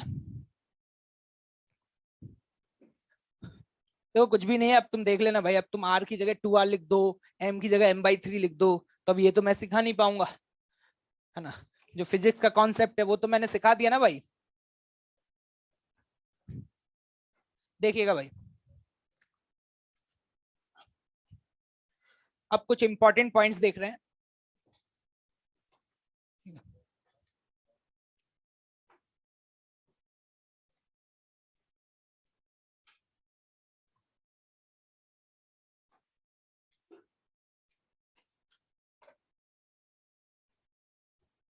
हो गई पंचायत, खत्म होगी तुम्हारी? मतलब मैंने बोल दिया इंपॉर्टेंट देख रहे हैं तो भी ध्यान से नहीं देख रहे। जैसे कि मान लीजिए कोई बॉडी है, और इस बॉडी के लिए मैंने बहुत सारी इस तरीके से पैरेलल एक्सिस बना दी है। तो for a given parallel axis, अगर मैं आपसे पूछूं कि मोमेंट ऑफ इनर्शिया किस एक्सिस के अबाउट मिनिमम होगा, तो आपको समझना चाहिए वो एक्सिस जो कहां से पास करे, सेंटर ऑफ मास से। अगर इस एक्सिस के अबाउट आईसीओएम है, तो कोई भी एक्सिस जो इसके पैरेलल है, शर्त ये है कि वो इसके क्या होनी चाहिए, पैरेलल होनी चाहिए। कोई भी एक्सिस अगर वो इसके पैरेलल है तो गारंटी है इस बात की, गारंटी है इस बात की कि अगर इस एक्सिस के about moment of inertia I1 है, तो I1 भी आईसीएम से क्या होगा, ज्यादा होगा। क्यों होगा? क्योंकि पैरेलल एक्सिस थ्योरम। अगर डिस्टेंस d1 है तो हम क्या लिखेंगे इसको, ICM प्लस MD1 स्क्वायर। नहीं है भाइयों? अगर मान लो ये पैरेलल है लेकिन ये डिस्टेंस है d2, कितना है d2, और इस एक्सिस के अबाउट है मोमेंट ऑफ इनर्शिया कितना, I2, तो हम I2 की वैल्यू को क्या लिखेंगे, ICOM प्लस M/d2 स्क्वायर। क्या तुम्हें देख करके समझ में आ रहा है? अगर मैं बहुत सारी पैरेलल एक्सिस बना दूं और मैं आपसे पूछूं कि मोमेंट ऑफ इनर्शिया बताओ किस एक्सिस के अबाउट मिनिमम होगा, तो आप क्या बोलेंगे? हाँ, बोलेंगे या नहीं बोलेंगे? तो लिखें एक इंपॉर्टेंट की पॉइंट फटाफट जो कि आपको सॉल्व करने में हेल्प करेगा। Among the among the given parallel axis, among the given parallel axis, moment of inertia will be minimum, moment of inertia will be minimum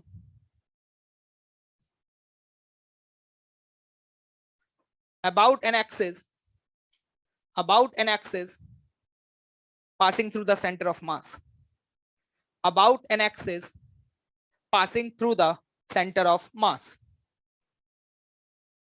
इसे नोट करें, फिर देखते हैं कि इस पॉइंट पर किस तरीके का क्वेश्चन हमारे सामने आ सकता है।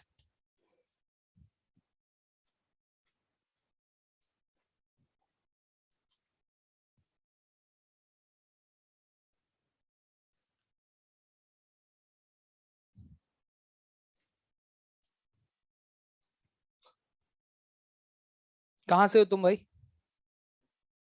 बिहार के बच्चे ऐसे तो नहीं होते यार, नाम डुबा रहे हो तुम बिहार का पूरे। बिहार के बच्चे देखो कितने मेहनती हैं, दिन रात मेहनत कर रहे हैं। बिहार में कहां से हो? नाम डुबा दिया तुमने तो यार।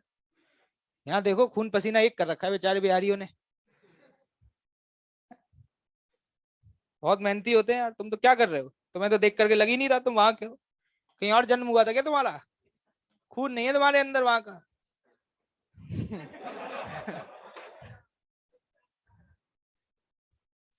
चलिए क्वेश्चन लिखिएगा फटाफट।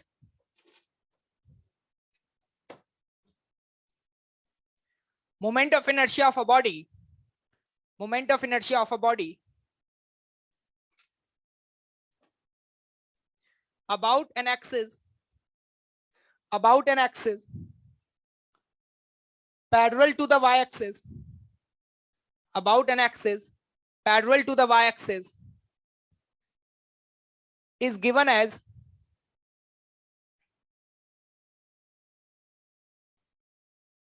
x square minus 4x plus 8, is given as x square minus 4x plus 8.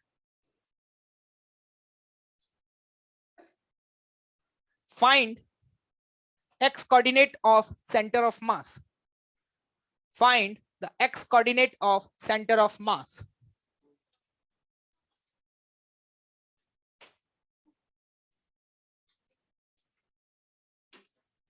देखिए कोई भी एक गिवन बॉडी है, पता नहीं उस बॉडी के बारे में नहीं बताया गया, और उस बॉडी का वो एक्सिस जो अलोंग द वाई एक्सिस है उसके अबाउट मोमेंट ऑफ इनर्शिया इस तरीके से चेंज हो रहा है।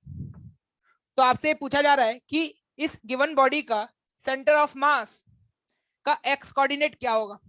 मैंने कहा इतना तय कि वो एक्सिस जो सेंटर ऑफ मास से पास कर रही होगी उसके अबाउट मोमेंट ऑफ इनर्शिया जो भी होगा क्या वो मिनिमम होगा। मानते हो इस बात को? तो मिनिमा, ये मिनिमा मैक्सिमा की कंडीशन यूज कर ली। देख रहे हो रोटेशन में किस तरीके से उन्होंने डिफरेंशिएशन का यूज कर लिया। तो हमें पता है कि जहां भी मैक्सिमा या मिनिमा आएगा वहां पर D I by D x की वैल्यू क्या होनी चाहिए? 0। तो क्या हम इसे डिफरेंशिएट मार दें? डिफरेंशिएट करेंगे तो एक्स स्क्वायर का डिफरेंशिएशन क्या लिखेंगे? 2x minus 4x। तो क्या लिखेंगे? -4 बराबर 0। यहां से x की वैल्यू क्या आई? 2।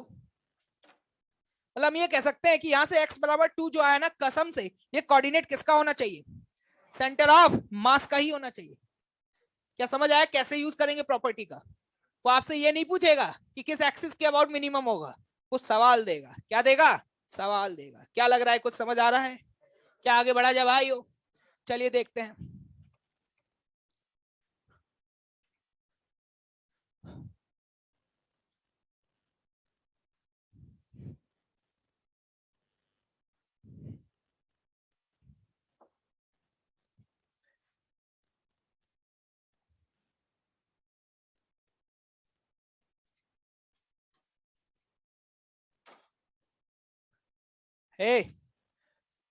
ये मान लीजिए कोई डिस्क है, ठीक है, कोई भी बॉडी हो सकती है, जरूरी नहीं है डिस्क ही हो, लेकिन हम मान रहे हैं कि सपोज डिस्क है, और सपोज ये रही axis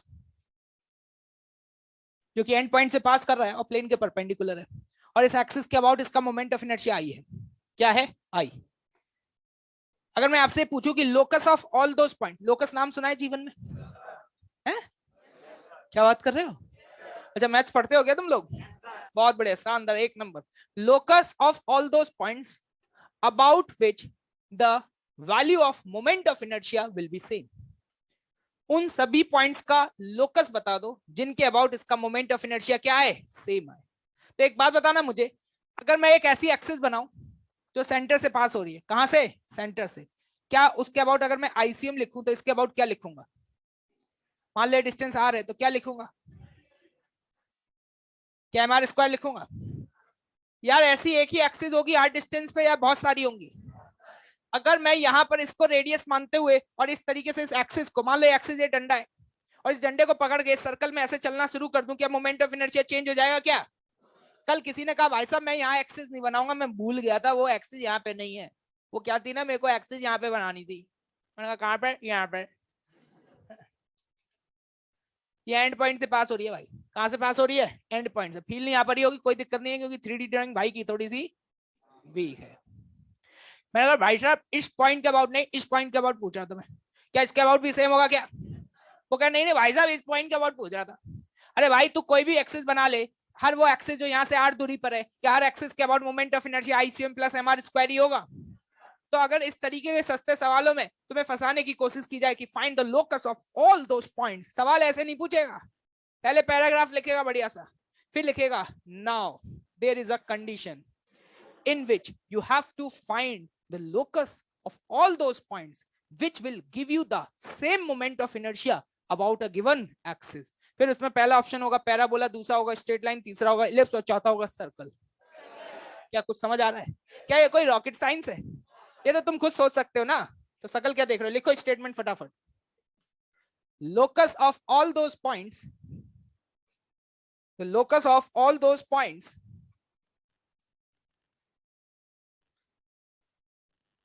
about which body have the same MOI is circle. The locus of all those points about which the body have same MOI is what? Circle.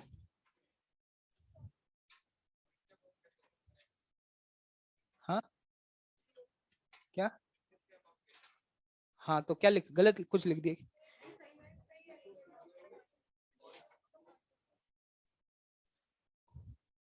हाँ, ऑल दोस पॉइंट्स नहीं, उसको क्या करो? Access करो। Point तो गलत हो जाए। हाँ, सिलेंडर बनेगा, मतलब 3D में देखोगे तो बहुत सारे कॉन्सेंट्रिक, कॉन्सेंट्रिक नहीं, प्लेनर कैसे बनेंगे? प्लेनर अलग अलग प्लेन में, पैरेलल प्लेन्स कैसे बनेंगे? पैरेलल प्लेन्स बनेंगे। ठीक है, उसको एक्सेस कर लेना बस। आगे बढ़े भाई।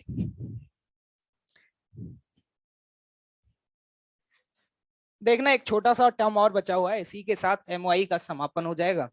और one of the most important part, क्योंकि मुझे लगता है कि मैंने बहुत शानदार तरीके से पढ़ाया आप लोगों को, है ना? ठीक है, तो वो हमारा,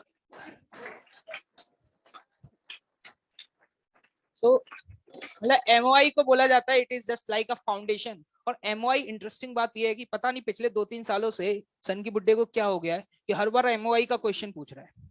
अगर तुम देखोगे तो हर साल उसने मोमेंट ऑफ इनर्शिया का क्वेश्चन पूछ रहा है। और इंटरेस्टिंग बात यह है कि जिसको एमओआई आ गया उसको अब आगे कोई ज्यादा दिक्कत आने वाली नहीं है। ठीक है, अब तो ये चैप्टर और आसान होता जाएगा। मतलब लोगों को ये सबसे टफ लगता है, क्या लगता है? टफ। और हम इसको क्रॉस कर चुके हैं। क्या कर चुके हैं? क्रॉस कर चुके। कोई दिक्कत वाली बात नहीं है। कोई रॉकेट साइंस थी क्या भाई?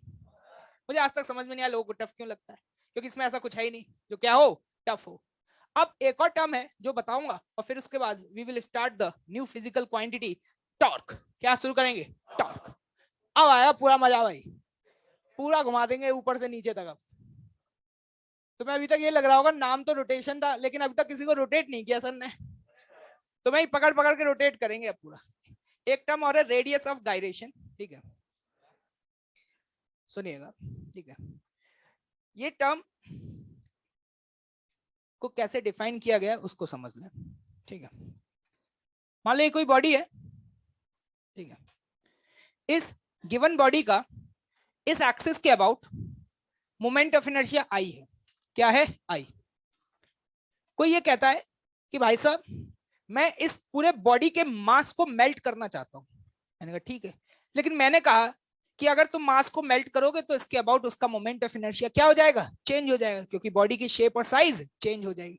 तो उसने कहा कि मैं उस मास को ऐसी जगह रख दूंगा ले जाके कि वहां पर उस पॉइंट पार्टिकल का मोमेंट ऑफ इनर्शिया उतना ही आए जितना कि इस बॉडी का आ रहा है। तो वो जो डिस्टेंस होगा उसी डिस्टेंस को क्या बोला जाता है? Radius of gyration. अभी समझ नहीं आया वो एकदम से, सुनते रहना बस, सुनने में मजा आएगा। ठीक है, मैंने कहा कि इस पूरे को मेल्ट कर दो। इस पूरे का मास कितना है? m। इसके अबाउट मोमेंट ऑफ इनर्शिया क्या है? I। मैंने इसको मेल्ट कर दिया। मेल्ट करने के बाद क्या बनेगा? पॉइंट। मैंने कहा इसको इस एक्सिस से दूर ले जाओ, जब तक लेकर के जाओ जब तक कि वो पॉइंट नहीं मिल जाता जहां पे इस एक्सिस के अबाउट जो मोमेंट ऑफ इनर्शिया था वही ना हो। मान लो ये डिस्टेंस कितना है? k। ये डिस्टेंस कितना है? k। इसी डिस्टेंस को बोलते हैं रेडियस ऑफ गायरेशन। क्या बोलते हैं? Radius of gyration. एक पॉइंट मास का इस एक्सिस के अबाउट मोमेंट ऑफ इनर्शिया क्या होगा? I बराबर क्या लिखोगे? m k square. तो यहां से k की वैल्यू क्या लिख दूंगा? Square root of I by m। और यही k क्या है? लेकिन ये याद रखना कि जो m है, m, ये m क्या होगा? Total mass.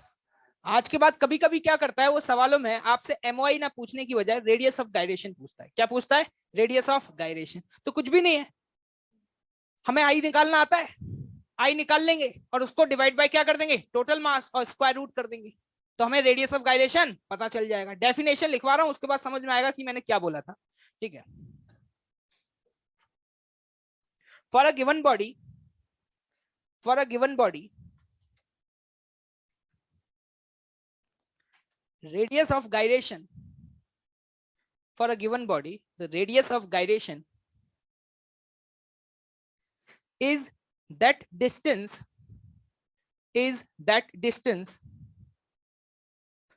from a given axis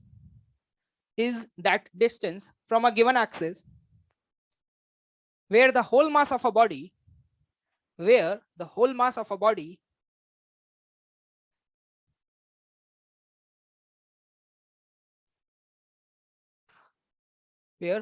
of a body if concentrated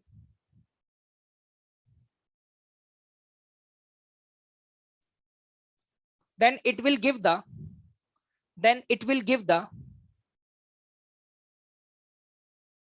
same MOI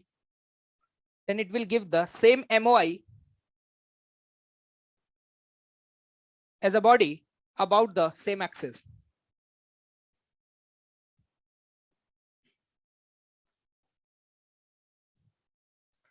इस तरीके से डिफाइन किया गया है, लेकिन तुम्हारे लिए तो क्या इंपॉर्टेंट है, फॉर्मूला। समझ में आया कैसे डिफाइन किया है?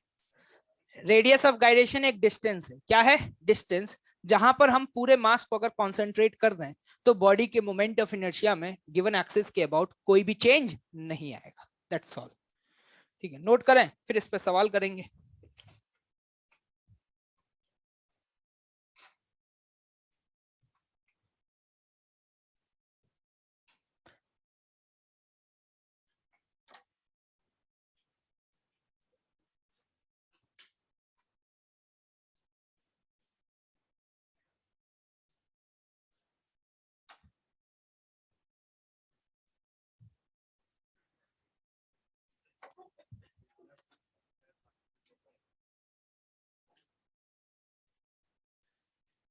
ये एक रॉड है जिसका मास m है और लेंथ क्या है? l।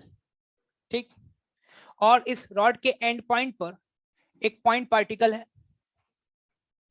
और इस पॉइंट पार्टिकल का भी मास क्या है? m।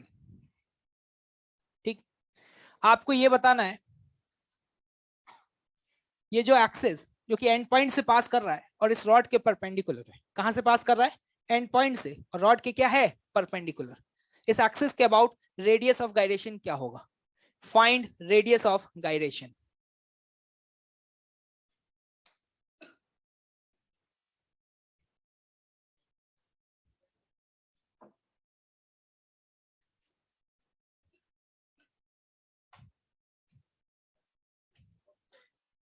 क्या करना है?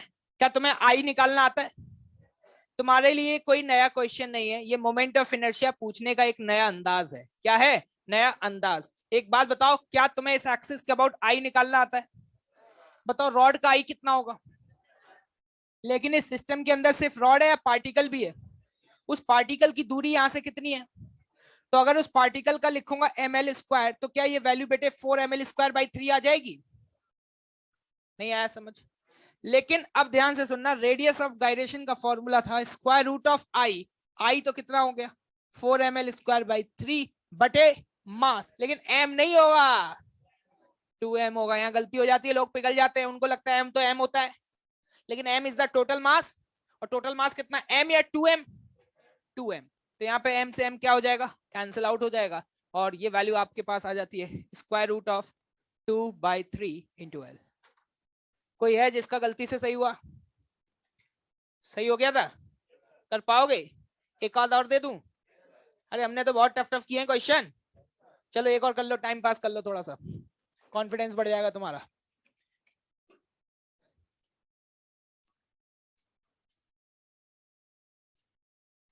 ये हॉलो स्फीयर है जिसका मास m है और रेडियस r है। एक हॉलो स्फीयर जिसका मास m है और रेडियस क्या है? r।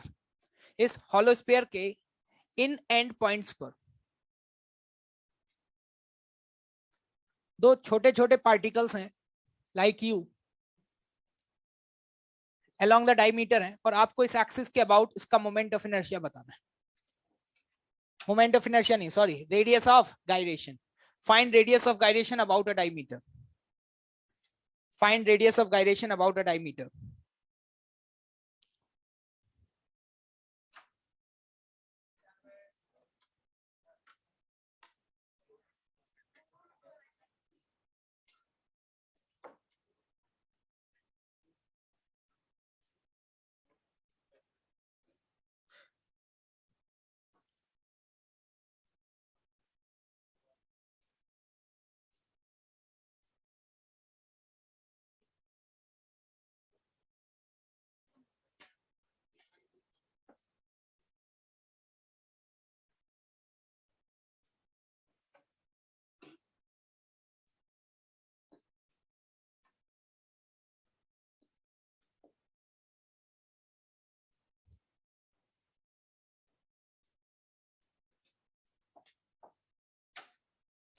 देख लो भाई, ये आ रहा है, कोई है जिसका मैच कर रहा है?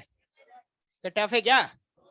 अरे जिसको आई आता है उसको रेडियस ऑफ गायरेशन आता है, बस बी केयरफुल, गलती यहीं पे हो सकती है डिनोमिनेटर में।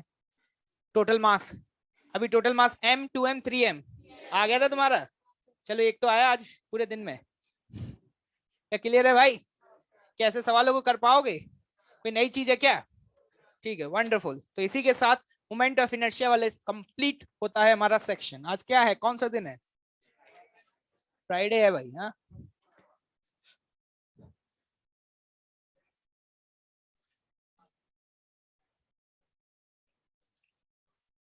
पढ़ लो बेटा, नहीं तो सारी नाइट इतना ही निकाल दूंगा अभी 2 मिनट में।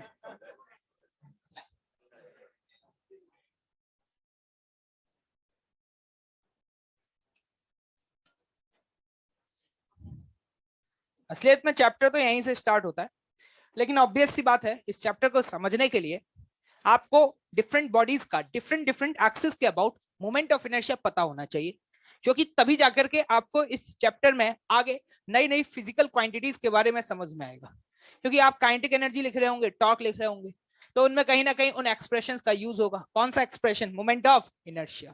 ठीक है, अब हम यहाँ पे बात कर रहे हैं टॉर्क की। टॉर्क एक नई फिजिकल क्वांटिटी है। देखो, रोटेशन पढ़ाने का मेरा थोड़ा सा तरीका अलग है ना।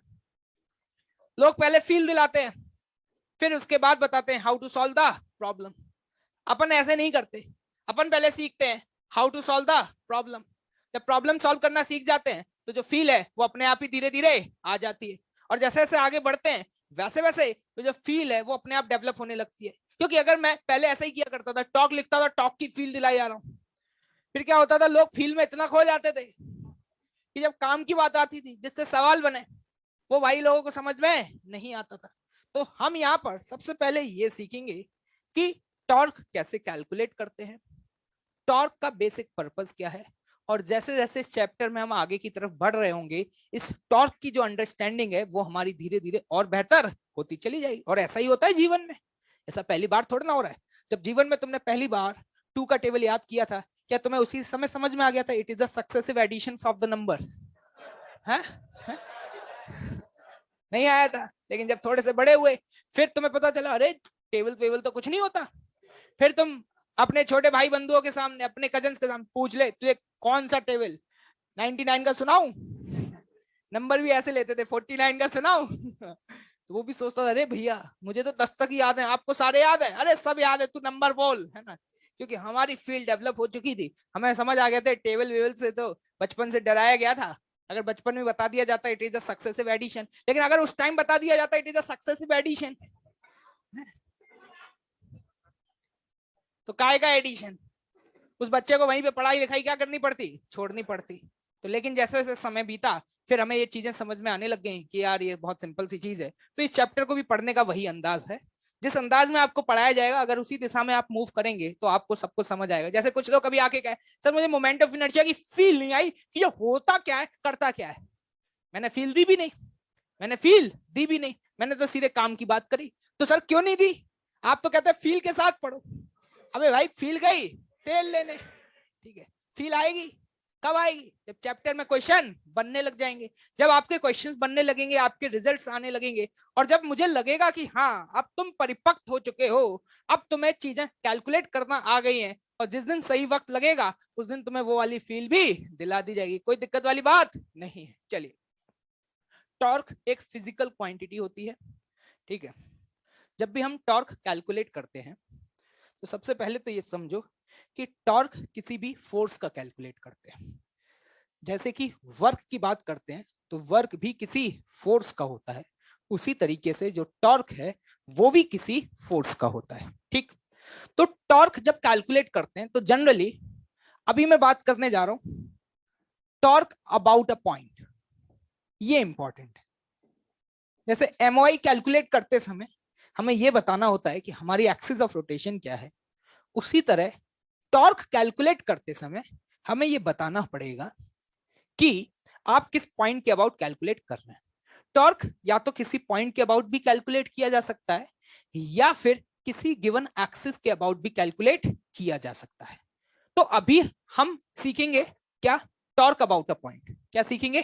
टॉर्क अबाउट अ पॉइंट किस तरीके से कैलकुलेट करते हैं। जब हम torque about a point calculate करना सीख जाएंगे, कुछ बेसिक्स क्वेश्चंस कर लेंगे, उसके बाद फिर हम बात करेंगे टॉर्क अबाउट एन एक्सिस। क्या ये बात सहमत हो? देखिएगा ध्यान से, डिफाइन कैसे करते हैं उस चीज को पहले समझेंगे।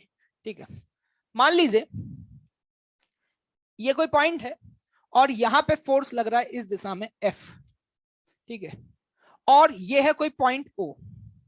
जिस पॉइंट पे फोर्स लगता है, जिस पॉइंट पर फोर्स लगता है, उस पॉइंट को बोलते हैं पॉइंट ऑफ एप्लीकेशन। क्या बोलते हैं? Point of application. Point of application मतलब इस पॉइंट पर आपने फोर्स को अप्लाई किया है, अप्लाई से ही बन गया ये पॉइंट ऑफ एप्लीकेशन। ठीक है, ये किसी पॉइंट पे फोर्स लग रहा था और मुझसे बोला गया कि भाई, मैंने कहा कि ये बताओ कि इस पॉइंट के अबाउट टॉर्क क्या होगा। तो वो सबसे पहले आपको स्पेसिफाई करेगा कि किस पॉइंट के अबाउट पूछ रहा है। तो उसने बता दिया कि इस पॉइंट के अबाउट बता दो। तो इस पॉइंट के अबाउट अगर मुझे टॉर्क निकालना है तो सबसे पहले मैं यहां पर एक पोजीशन वेक्टर ड्रॉ करूंगा। ये बी केयरफुल, इस पोजीशन वेक्टर का हेड हमेशा पॉइंट पी पर होना चाहिए और टेल उस पॉइंट पर होना चाहिए जिस पॉइंट के अबाउट आप टॉर्क कैलकुलेट कर रहे हैं। तो अब पॉइंट ओ के अबाउट टॉर्क को डिफाइन कैसे करते हैं उसे समझिएगा। डिफाइन किया जाता है R vector cross F vector. Sir ऐसे ही क्यों किया? समय आएगा वो भी बताऊंगा, लेकिन अभी तो बस फॉर्मूला सीखना है। जैसे मैंने वर्क डन में स्टार्ट भी तो ऐसे किया था, इंटीग्रल एफ डॉट डीएस, फिर समय आने पर सारी चीजें बताई। तो मैंने कहा कि टॉर्क को डिफाइन करते हैं कैसे? R cross F.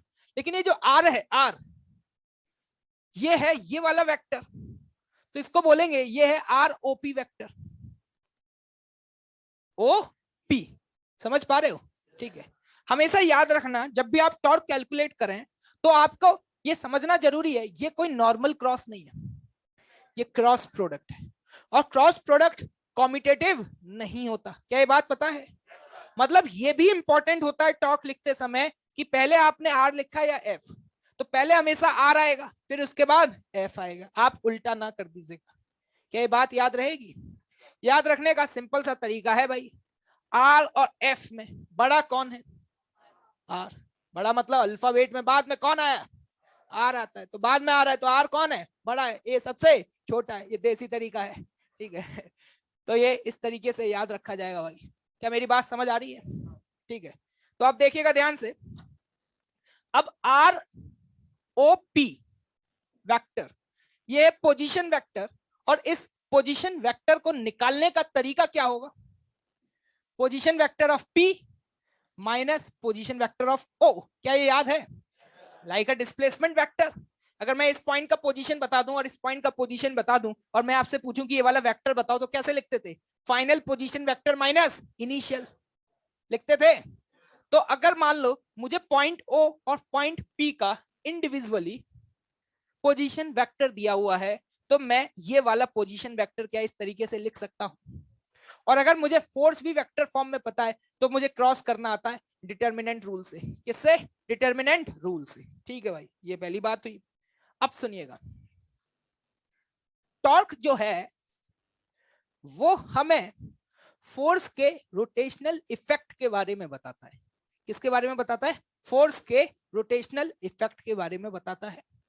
या हम ये कह सकते हैं ये एक फोर्स का एक ऐसा कंपोनेंट है जो कि किसी गिवन बॉडी के अंदर रोटेशनल इफेक्ट क्या करता है? जनरेट करता है। पहली बात। दूसरी बात, आसान शब्दों में, जो रोल आज तक आपका फोर्स प्ले किया करता था, फोर्स क्या करता था? एक्सेलरेट करता था। क्या करता था? एक्सेलरेट करता था। उसी तरीके से मैं ये बोल सकता हूं यहां पर जो काम फोर्स ने किया था वो काम कौन करेगा? टॉर्क। लेकिन यहां रोटेशन के बारे में पढ़ेंगे तो हम ये कहेंगे टॉर्क एक ऐसी फिजिकल क्वांटिटी है जो कि किसी भी गिवन बॉडी के अंदर एंगुलर एक्सेलरेशन क्या करेगी?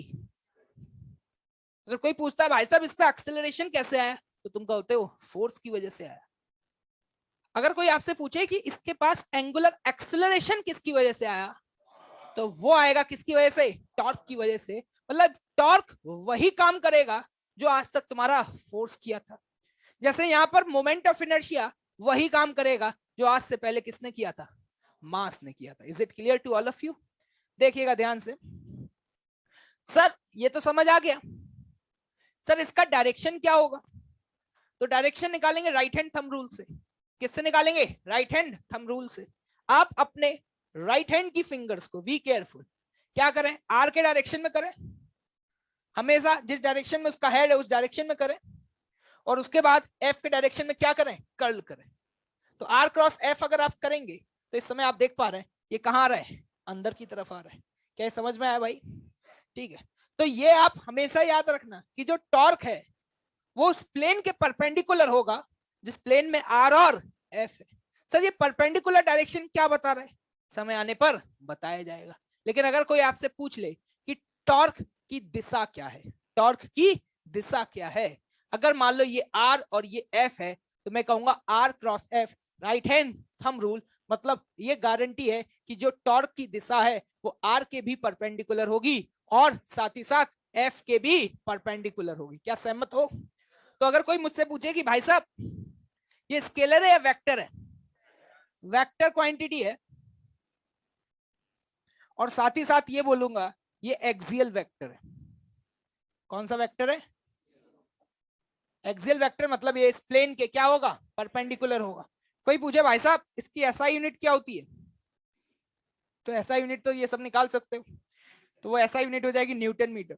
इंटरेस्टिंग बात ये है, अगर हम डायमेंशंस की बात करें तो टॉर्क के डायमेंशंस वही आते हैं जो एनर्जी के आते हैं। किसके आते हैं? एनर्जी के। एनर्जी को ऐसे डिफाइन किया था एफ डॉट आर, याद आ रहा है? वर्क। इसको डिफाइन कर रहे हैं कैसे, आर क्रॉस एफ।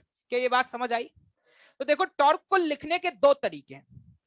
जैसे एक तो तरीका ये है, मैंने पूछा बेटा इस केस में बताओ टॉर्क क्या है, तो आप ऐसे बोलोगे, मान लो अगर ये आपका एक्स वाई प्लेन है, कौन सा प्लेन है बेटे? X y plane. तो ये आर, ये एफ, तो r cross f inside the plane. क्या? Inside the plane. तो एक तरीका तो ये है कि इस पॉइंट के अबाउट जो आपने टॉर्क निकाला है वो माइनस के कैप है। क्या बोल सकते हैं? माइनस के कैप। लेकिन माइनस के कैप में वो फील नहीं आती है यार, ये माइनस के कैप क्या है। इसी चीज को अगर सेंस के टर्म में बोला जाए, किसके टर्म में? सेंस के टर्म में, तो गजब की फील आती है। जरा ध्यान से देखना, आपको ये बात समझ में आ रही होगी। इनसाइड द प्लेन के लिए आपको अभी अपने फिंगर्स को किस डायरेक्शन में कर्ल करना पड़ रहा है? क्या ऐसे कर्ल करना पड़ रहा है? तो इनसाइड द प्लेन कौन सा बेटा? Inside the plane. एक तरीका तो ये है I cap J cap K cap form में। एक तरीका ये है कि अगर इनसाइड द प्लेन है तो ये सेंस कौन सा है, क्लॉकवाइज या एंटी क्लॉकवाइज? क्लॉकवाइज या एंटी क्लॉकवाइज? Clockwise sense. और अगर आउटसाइड द प्लेन है that is what? Anti clockwise sense. कौन सा सेंस? अब फील आएगी थोड़ी सी। मैंने बोला कि इस पॉइंट के अबाउट टॉर्क अंदर की तरफ है, तो अंदर की तरफ तभी आएगा जब आप अपने राइट हैंड को कैसे कर्ल करोगे, तो ये पता है क्या बता रहा है? ये आपको ये बता रहा है कि आपने जो अभी फोर्स लगाया ना बेटा, इस फोर्स की टेंडेंसी इस आर को घुमाने की किस दिशा में है? क्लॉकवाइज या एंटी क्लॉकवाइज? क्लॉकवाइज है। दिस इज द मीनिंग या this is the physical interpretation of the direction. अगर सपोज इस बात को और बेहतर तरीके से समझना चाहो तो ऐसे समझ सकते हो, मान लो आज तुम्हारे पास ये कोई बॉडी होती और ये इस एक्सिस के अबाउट फिक्स होती और ये होता पॉइंट ओ, और तुमने यहां पे लगाया होता फोर्स एफ, और मैं अगर आपसे ये बोलता कि जो टॉर्क है वो अंदर की तरफ है, तो इसका मतलब क्या होता? इसका मतलब जो आपने फोर्स लगाया है वो इस बॉडी को किस सेंस में घुमाने की टेंडेंसी रखता है, क्लॉकवाइज या एंटी क्लॉकवाइज? क्या समझ आ रहा है? काम की बात, मुद्दे की बात क्या है, सुन लीजिएगा। फॉर्मूला याद होना चाहिए, पहली बात। दूसरी बात, हमेशा पहले आर आएगा बाद में एफ आएगा। आर वेक्टर में बहुत विशेष ध्यान रखें, आर का हेड उस पॉइंट पर आएगा जिस पॉइंट के अबाउट आप टॉर्क कैलकुलेट कर रहे हैं, और हेड उस पॉइंट पर आएगा जिस पॉइंट पे फोर्स लग रहा है। Please note down this.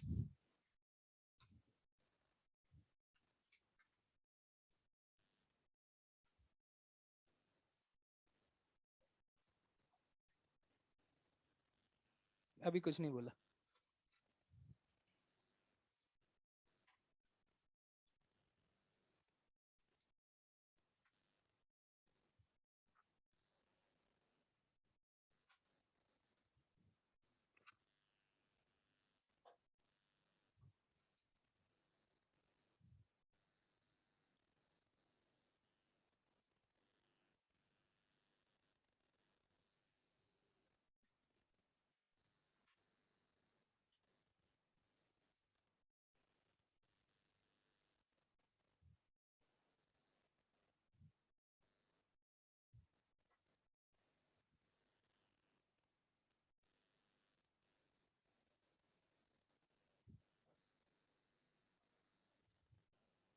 एक स्टेटमेंट लिख लीजिएगा, उसके बाद छापते रहिएगा, फिर फटाफट जल्दी करें, मेरी क्लास है फिर। Physical interpretation of torque, physical interpretation of torque is that, physical interpretation of torque is that it produces the angular acceleration. It produces the angular acceleration. Next point,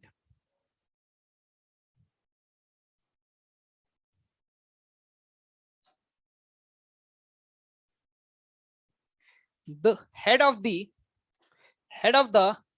r vector will always be at the point of application of a force, point of application of a force.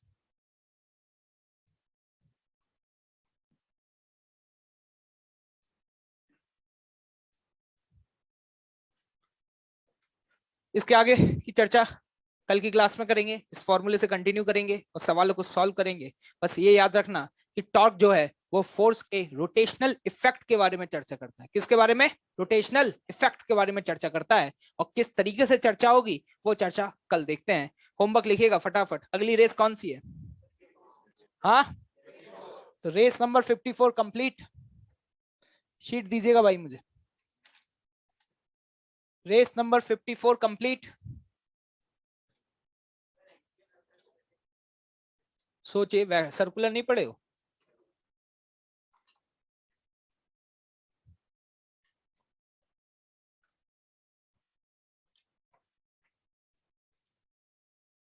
Sheet में homework लिखिएगा।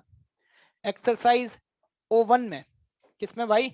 O1 में question number 11 से लेकर के 13, 3 question है ये, 11 से 13।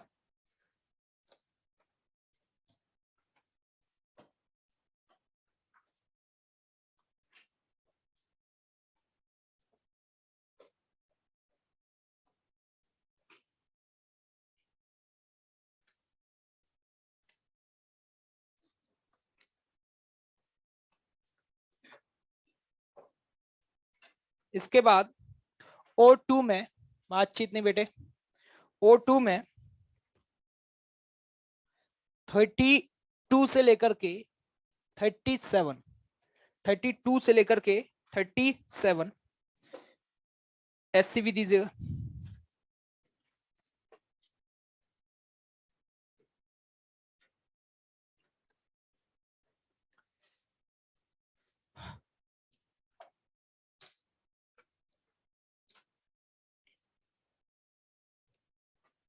SCV में एक्सरसाइज, क्या भाई? एक्सरसाइज में